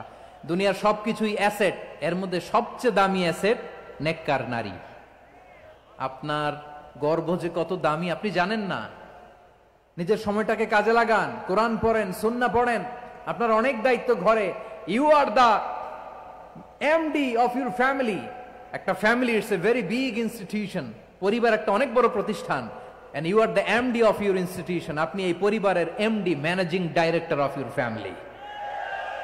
এখানে আপনার কত দায়িত্ব। আপনি ছেলে মেয়েদেরকে তারবিয়া করবেন, আপনি আপনার স্বামীর জন্য ঘরটার জান্নাতের নীর বানাবেন, আপনার জন্য জান্নাতের ডুপ্লেক্স বাড়ি ওইখানে তৈরি করে রাখবে কে? আপনি যে কত দামি আপনি জানেন না। নারীদেরকে আল্লাহ বানিয়েছেন উচ্চতর করে, নিম্নতর নয়। নারীদেরকে ছোট্ট জিনিস দিলে এটারে বড় করে দেয়। নারীদেরকে ভ্রূণ দিলে, শুক্রাণু দিলে নারী এটারে বাচ্চা হিসেবে উপহার দেয়, ঠিক কিনা? বিয়ের মাধ্যমে স্বামী যখন তার শুক্রাণু তার স্ত্রীকে উপহার দেয়, স্ত্রী রিটার্নে কি উপহার দেয়? ফুল ফর্ম বেবি, মানব সন্তান। দেখছেন, আপনি দিলেন একটুক, উনি দিছে বিশাল। আপনি যদি নারীকে বাজার এনে দেন, নারী এটাকে সুস্বাদু খাবারে রূপান্তর করে দেয়। আপনি তাকে একটা মুচকি হাসি দিয়ে দেন, সে তার কলিজা দিয়ে দেয়। কিন্তু যদি আপনি তার মনে কষ্ট দেন, সে আপনার জীবনকে জাহান্নাম বানায়া দেয়। খবর আছে, নারীর মন বুঝতে পারলে নেয়ামত, বুঝতে না পারলে কিয়ামত। ঠিক কিনা বলেন? আমার প্রিয় বোনেরা, আপনি যে কত দামি আপনি জানেন না। জানেন না আপনি কত দামি, অনেক দামি আপনি। আপনাদেরকে যেন ভোগের সস্তা পণ্য বানাতে না পারে, আপনাদেরকে সচেতন থাকতে হবে, সজাগ থাকতে হবে, কনসার্ন থাকতে হবে। শয়তানের ওই হাতছানির দিকে আর নজর দেওয়া যাবে না। তাহলে কেন আল্লাহ তাআলা এই ফাহশা, অশ্লীলতাকে হারাম করলেন? 1 নাম্বার, এতে হিউম্যান ডিগনিটি কমে। 2 নাম্বার, এতে মানুষের অধিকার নষ্ট হয়। আপনি বিয়ে করেছেন, এরে পরকিয়া করেন, ওর সাথে এরকম আছে না নাই? স্ত্রীর অধিকার নষ্ট করেছেন। আপনি বিবাহ সম্পর্কে আবদ্ধ হয়েছেন তার সাথে, আপনি পরকিয়া করেন ওই ছেলের সাথে, আপনি আপনার হাজবেন্ডের সাথে বিট্রে করেছেন। এজন্য আল্লাহ অশ্লীলতাকে হারাম করেছেন। অশ্লীলতাকে হারাম করার আরেকটা কারণ হচ্ছে আল্লাহ তাআলা এই হিউম্যান জেনারেশনকে এটাকে প্রিজার্ভ করতে চায়। হিফজুন নাসল, এটা মাকাসিদুশ শরিয়ার অনেক গুরুত্বপূর্ণ একটা মাকাসিদ, অনেক গুরুত্বপূর্ণ। আপনার নাসল, আপনার জেনারেশনকে সংরক্ষণ করা। এই যে আসতেছে ফেব্রুয়ারি, কত ফেব্রুয়ারি জানো? এটা কি বিশ্ব ভালোবাসা দিবস? হ্যাঁ, কি দিবস? এই বিশ্ব ভালোবাসা দিবসের সাথে মুসলমানদের কোনো সম্পর্ক নাই। আমার প্রিয় ভাইরা, এই যে আপনি অবৈধ সম্পর্কে জড়ালেন, কেন আল্লাহ অশ্লীলতাকে হারাম করেছে দেখেন। বলতেছিলাম যে এটা আপনার নাসল, আপনার জেনারেশন, আপনার লিনিয়েজ, আপনার বংশকে প্রিজার্ভ করা। কে কার বাবা, কে কার মা, বাবা মা জানা, প্রজন্মকে প্রিজার্ভ করা, এটা ইসলাম ওয়াজিব করে দিয়েছে। এই যে অবৈধ সম্পর্কের কারণে, বিশ্ব বেহায়া দিবসের কারণে, এগুলোর আউটকাম, আউটপুট হিসেবে মাঝে মাঝে এই ঢাকা মেডিকেলের ডাস্টবিনে নবজাতকের বাচ্চার কান্নার আওয়াজ শুনতে পাওয়া যায়। চট্টগ্রাম মেডিকেলের ডাস্টবিনে নবজাতকের কান্না শুনতে পাওয়া যায়। বীর চট্টলার মুসলমানেরা বুঝতে পারলে আওয়াজ করে বলেন, এই যে চট্টগ্রাম মেডিকেলে যে নবজাতকটা পাওয়া গেল, ওর বাবাকে আমাকে বলেন, ওর বাবাকে, ওর মাকে, ও কোন ফ্যামিলির সন্তান কেউ জানে? আপনি হিউম্যান ডিগনিটিকে অপমান করেছেন না? আপনি তার ভবিষ্যৎকে অন্ধকার করেছেন না? আপনি তার লিনিয়েজকে প্রশ্নবিদ্ধ করে দিয়েছেন না? এই জন্য আল্লাহ তাআলা অশ্লীলতাকে আমাদের জন্য হারাম করে দিয়েছেন। পড়েন সুবহানাল্লাহ। এই জন্য রব্বুল আলামিন বলেন, কুল ইন্নামা হারাম রাব্বিয়াল ফাওয়াহিশা মা যাহারা মিনহা ওয়া মা বাতান। প্রকাশ্য অপ্রকাশ্য সব অশ্লীলতাকে হারাম ঘোষণা করে দিয়েছে কে? আবার দুনিয়ার বুকে যারা অশ্লীলতার প্রসার করে তাদের জন্য শাস্তি মজুদ রেখেছে কে?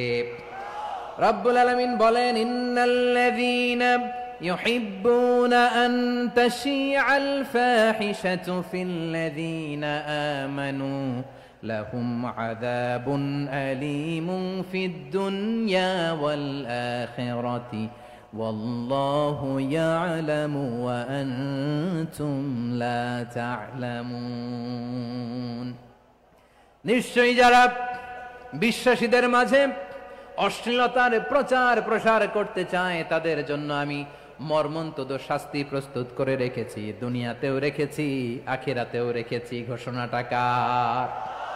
যারা এই নাটকের নামে, সিনেমার নামে, রূপালী জগতের নামে, মুভির নামে, ওটিটি প্ল্যাটফর্মের নামে আমার সমাজে অশ্লীলতা ছড়াতে চায় তাদের জন্য কঠিন মর্মন্তুদ শাস্তি মজুদ রেখে দিয়েছে কে? ও আমার বোনেরা, এখনো আপনি জাগবেন না? এখনো আপনার চিন্তার দুয়ারে এখনো নাড়া পড়ে নাই? ওরা আপনাকে উলঙ্গ বানাতে চায়, ওরা আপনাকে আইটেম গার্ল বানাতে চায়। এজন্য ইসলাম অশ্লীলতাকে হারাম করেছে। হারাম। ইসলাম বলেছে যোজন যোজন দূরে থাকো, ওরা বলে না কাছে আসো, কাছে আসার গল্প, ক্লোজ আপ ওয়ান, কাছে আসার গল্প আছে না নাই? চট্টগ্রামে তো এগুলো নাই মাশাআল্লাহ। হ্যাঁ, এখানেও আছে ক্লোজ আপ ওয়ান, কাছে আসার গল্প। আল্লাহ বলেন ওয়ালা তাকরাবুজ জিনা, কাছেও এসো না, জিনা থেকে যোজন যোজন কিলো দূরে থাকো, ওরা বলে কাছে আসার গল্প। আমার বীর চট্টলার ভাইয়েরা, কাছে আসতে হলে আমরা কোরআনের কাছে আসব, কাছে আসতে হলে নবীর কাছে আসব, কাছে আসার গল্প হবে আমার রবের কাছে আসার গল্প। চিল্লায় বলো ঠিক কিনা?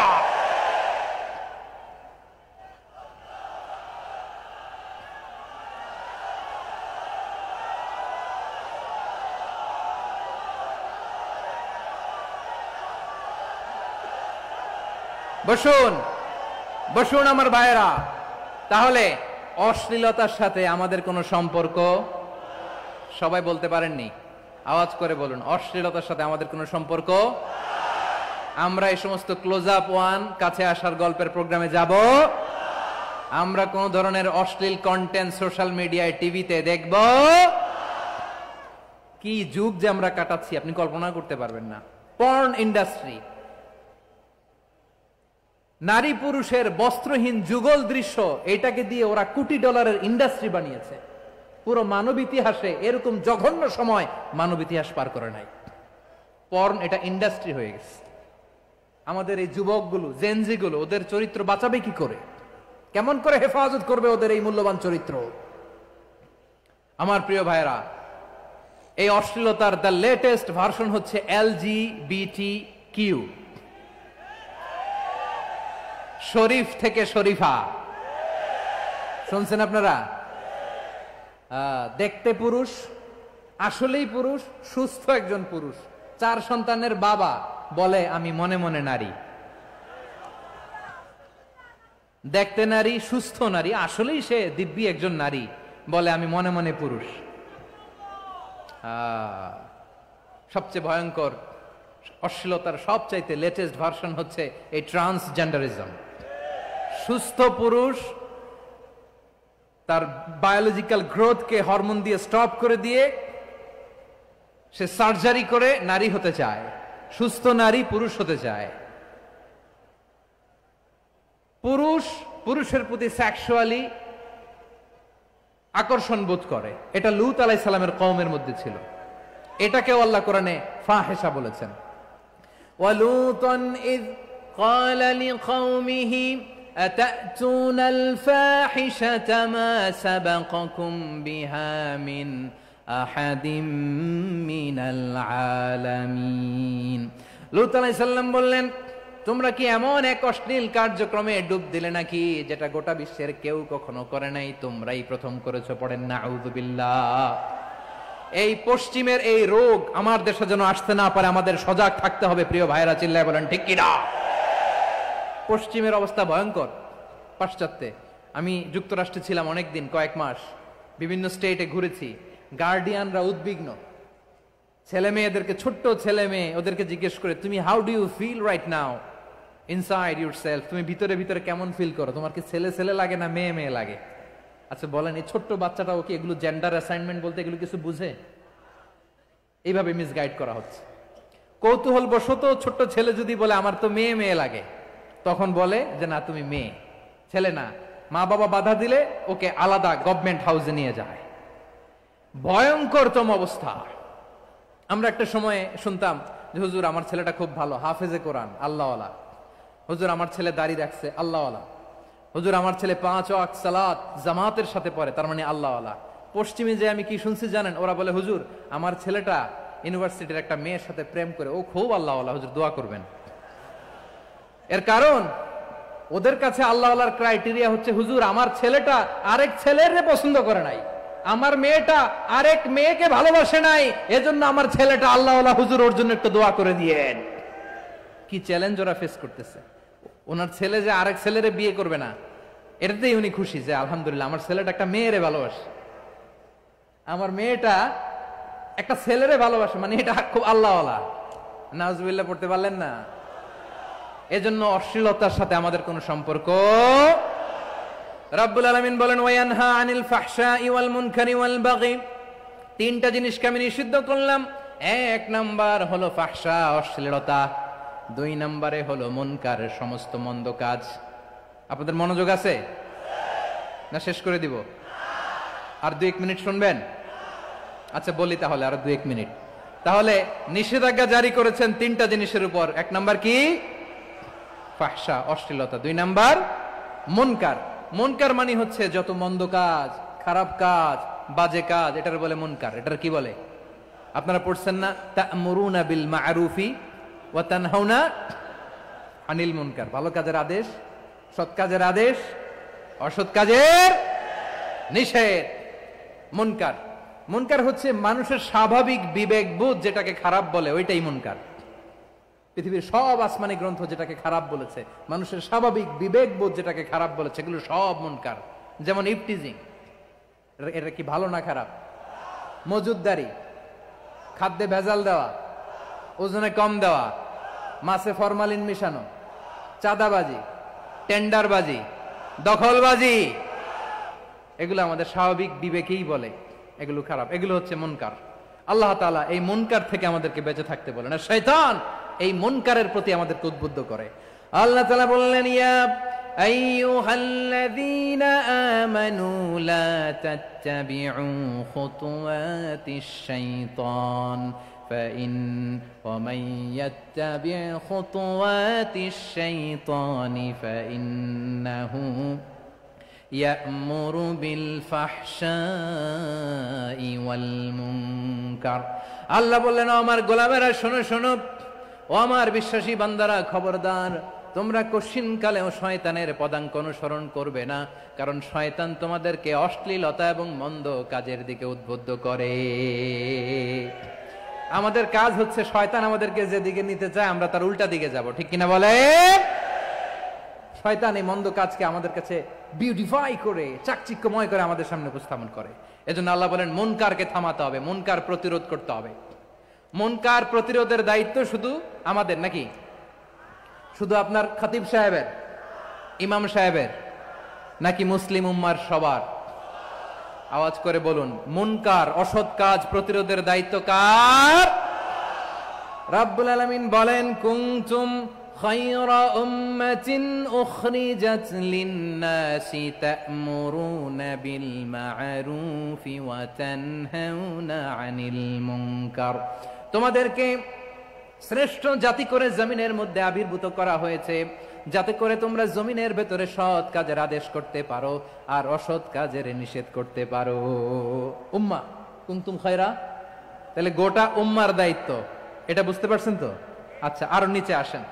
এরপরে আল্লাহ বললেন, শুধু উম্মাহ না, এই জমিনের রাজত্ব আমি যাদের হাতে দেই, এই জমিনের মালিক আমি যাদেরকে বানিয়ে দেই, যাদেরকে আমি সরকারের দায়িত্ব দেই, তাদেরকেও মুনকার প্রতিরোধের দায়িত্ব দিয়েছে কে? আল্লাহ বলেন, যারা ক্ষমতার মসনদে বসেছে তাদেরকে 4 দফা কর্মসূচি আমি আল্লাহ দিলাম। আওয়াজ করে বলেন, কয় দফা? আল্লাহ বলেন, আল্লাযীনা ইম্মাক্কান্নাহুম ফিল আরদি আকামুস সালাতা ওয়া আতাউয যাকাতা ওয়া আমারু বিল মা'রুফি ওয়া নাহাউ আনিল মুনকার ওয়ালিল্লাহি আকিবাতুল উমুর। যারা এই জমিনের উত্তরাধিকার হয়েছে তারা 4 দফা কর্মসূচি নিয়ে সামনে আগাবা। সালাত কায়েম করবা, যাকাত আদায় করবা, সৎ কাজের আদেশ দিবা, অসৎ কাজ থেকে মুনকার প্রতিরোধ করবা। আদেশটা কার? আমার প্রিয় চট্টলার ভাইরা, পুরো উম্মার দায়িত্ব মুনকার প্রতিরোধ করা, সরকার প্রধানের দায়িত্ব মুনকার প্রতিরোধ করা। এরপর আল্লাহ বলেন, প্রতিটা ফ্যামিলির যিনি প্রধান, সিইও, বাবা, প্রত্যেক বাবারও দায়িত্ব এই মুনকার প্রতিরোধ করা। আওয়াজ করে বলেন ঠিক কিনা? যেমনটি সাইয়েদনা লুকমান আলাইহিস সালাম ওনার কলিজার টুকরা সন্তানকে আদেশ করেছেন, ইয়া বুনাইয়া আকিমিস সালাতা ওয়া'মুর বিল মা'রুফি ওয়ানহা আনিল মুনকার। পড়েন সুবহানাল্লাহ। বাবা ছেলেকে সবক দিচ্ছে। কে সবক দিচ্ছে? কাকে?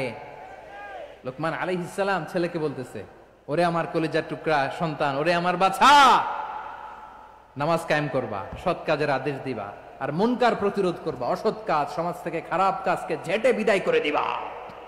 তাহলে দেখেন, আমি স্টেপ বাই স্টেপ নামলাম।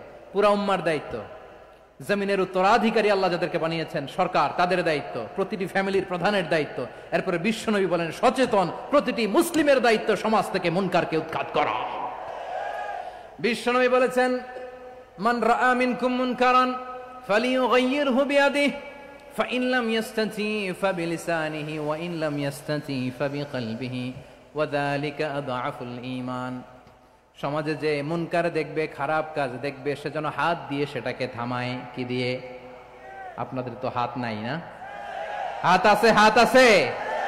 ওরা যেই হাত দিয়ে অন্যায় করে ওটা প্রতিরোধের জন্য আমাদেরও হাত আছে না নাই? থামাতে হবে, থামাতে হবে।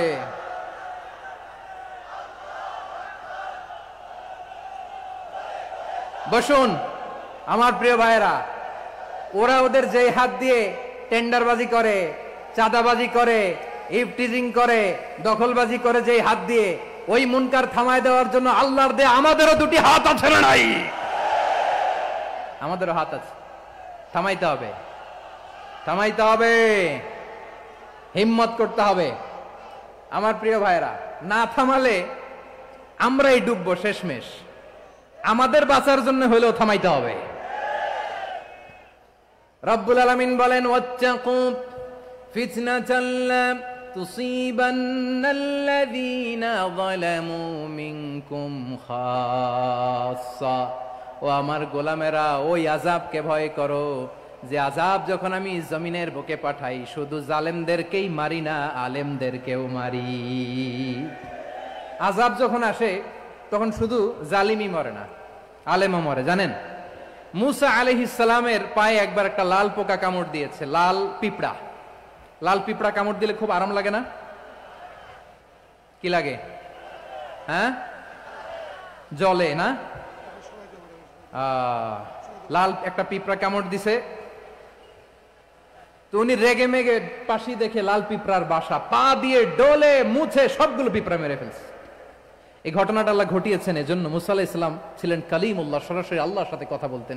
তিনি আল্লাহকে জিজ্ঞেস করেছিলেন, আল্লাহ তুমি যখন কোনো জনপদে আযাব পাঠাও, শাস্তি দাও, ওখানকার শুধু জালেমরাই তো মরে না, ভালো মানুষগুলাও মরে, তো আযাব দিবা মুশরিকদের উপর দিবা, অবাধ্যদের উপর দিবা, ভালো মানুষগুলারে মারো কেন? আল্লাহ বললেন, মুসা তোমার যে কামড় দিছিল পায়ের মধ্যে পিঁপড়া, কয়টা পিঁপড়া? জোরে বলেন। একটা পিঁপড়া, সবগুলারে মারলা কেন? রেগে মেগে পুরো পিঁপড়ার বাসা ভেঙে মেসাকার করলা কেন? এই মুসা, আমি যখন অ্যাকশনে যাই, আমি যখন শাস্তি দেই, তখন এত বাস বিচার করা হয় না, বাস বিচার করা যায় না। যখন অ্যাকশনে যাওয়া হয় ওইটা ডাইরেক্ট অ্যাকশন হয়ে যায়। চিল্লায় বলো ঠিক কি না? এজন্য আমাদের বাঁচার জন্য হলেও এই পাপ থামাতে হবে, এই শয়তানের অট্টহাসি থামাতে হবে, অন্যায় অপরাধ সমাজ থেকে আমাদের থামাতে হবে। কারণ আযাব আসলে ওরাও মরবে, আমরাও মরব। একটা জাহাজ 2 তলা, আপনি আছেন 2য় তলায়, শুনতেছেন? শুনতেছেন? জাহাজ কয় তলা? আপনি কোন তলায়? 2য় তলায়। নিচের তলার কিছু লোক জাহাজের তলা ছিদ্র করতে আরম্ভ করছে। কি ছিদ্র করতেছে? আচ্ছা, জাহাজের তলা ছিদ্র করলে তলা দিয়ে কি ঢুকে? এখন আপনি যদি বলেন আমার কি, আমি তো 2 তলায়, আমার কি, আমি তো সেফ, আমি ইন দ্য সেফ জোন, আমি তো ভালো আছি, আমি তো ভালো আছি, ওরা ছিদ্র করে ওরা মরবে। আসলে কি শুধু ওরা মরবে? নাকি তলা ফুটো হলে ভিতরে পানি ঢুকলে আপনারও সলিল সমাধি হবে? তলা দিয়ে যখন পানি ঢুকবে, জাহাজ ডুবলে আপনিও মরবেন। এজন্য নিজে মরার আগে ওই পাগলগুলোর নিচতলায় যে থামাতে হবে। চিল্লায় বলেন ঠিক কি না? এজন্য আল্লাহ বললেন, মুনকার প্রতিরোধের দায়িত্ব সমাজের টপ টু বটম সবার। পুরো উম্মার দায়িত্ব, সরকার প্রধানের দায়িত্ব, প্রতিটি ফ্যামিলির প্রধান বাবার দায়িত্ব, বিশ্বনবী বললেন প্রতিটি সচেতন মুসলিমের দায়িত্ব। এজন্য মুনকার প্রতিরোধ করার দরকার আছে না নাই? সমাজে এই যে ইফটিজিং হয়, আপনার বোনের বয়সী একটা মেয়েকে কিছু বকাটে টিটকারি করে, এই বলে সেই বলে, নোংরা কথা বলে, রাস্তায় দেখেও আপনি পাশ দিয়ে না দেখার মতো চলে যান কেন? আপনি দাঁড়ান না কেন? আপনি দাঁড়ালেই তো থেমে যাবে, কারণ সত্যের যে শক্তি তার সামনে মিথ্যা মুখ থুবড়ে পড়ে। আপনার সামনে ও কিছুই না, নাথিং। আপনি দাঁড়ান, ওকে প্রশ্ন করেন যে আমার বোনকে তুমি ডিস্টার্ব করো কেন? আপনাকে দেখে আরো 5 জন দাঁড়াবে, 5 জনকে দেখে আরো 10 জন দাঁড়াবে। আমাদের নীরবতা আর আমাদের নিশ্চুপ থাকাই জালিমদেরকে আরো শক্তিশালী জালিম বানিয়েছে। এজন্য মুনকার প্রতিরোধের দায়িত্ব আমাদের সবার। টেন্ডারবাজি, চাঁদাবাজি, দুর্নীতি, অপরাধ, দখলদারিত্ব, মজুদদারি, এগুলো সব কিছু একসাথে প্রতিরোধ করতে হবে, ঠিক কিনা বলেন? একটা মানবিক সমাজ যদি চাই, প্রতিরোধ করতে হবে। প্রিয় ভাইয়েরা, আল্লাহর শপথ নিয়ে বলি, এই নাসিহাত গুলো সবার জন্য, সব দলের জন্য, সব মতের মানুষের জন্য। আমরা কোন দলের প্রতি মানুষকে ডাকি না, আমরা ডাকি ইসলামের দিকে। সব দলের, সব মতের, সব মানুষদেরকে আমরা আহ্বান জানাই, আসুন আমরা একটা সুন্দর সমাজ বিনির্মাণ করি। এই যে নতুন বাংলাদেশের এক সুযোগ এসেছে, আর জীবনে হয়তো আসবে না, সামনের 100 বছরে এই সময় আসবে না। আসুন দেশটাকে আমরা সাজাই, আসুন আমরা দুর্নীতি বন্ধ করি, আসুন আমরা চাঁদাবাজি বন্ধ করি, আসুন আমরা দখলদারিত্ব বন্ধ করি, আসুন আমরা এক দল আরেক দলকে নিশ্চিহ্ন করার যে রাজনীতি, এটা বন্ধ করি। সব দলের প্রতি আমার আহ্বান। আমি কিছুদিন আগে একটা নিউজ দেখলাম, ওই যে লন্ডনে বসে জনাব তারেক রহমান সাহেবকে আমি ধন্যবাদ দিতে চাই। উনি সংবাদ শোনা মাত্রই ওনার দলের অনেক চাঁদাবাজকে উনি বহিষ্কার করেছেন। I do appreciate. প্রতিটি দলের এরকম ইনিশিয়েটিভ নেওয়ার দরকার আছে না নাই? যে কোনো দলে এই প্র্যাকটিসটা থাকার দরকার আছে না নাই? চাঁদাবাজদের সাথে আপনারা নিজেদেরকে মুক্ত ঘোষণা করবেন যে এরা আমার দলের কর্মী হতে পারে না। আমরা চাঁদাবাজ মুক্ত বাংলাদেশ চাই, জুলুম মুক্ত বাংলাদেশ চাই, ফ্যাসিজম মুক্ত বাংলাদেশ চাই, গুণ খুন খারাপি মুক্ত বাংলাদেশ চাই। আমরা নতুন ভোরের বাংলাদেশ চাই। ওই বাংলাদেশ পাওয়ার জন্য মুনকার প্রতিরোধে, অন্যায় প্রতিরোধে যদি বাঘের বাচ্চার মতো, আবু সাইদের মতো 2 হাত উঁচু করে, বুককে টান টান করে প্রসারিত করে দাঁড়াতে হয়, রাজি আছো মুসলমান? কারা কারা রাজি? আল্লাহকে হাত দেখিয়ে প্রতিজ্ঞা করো।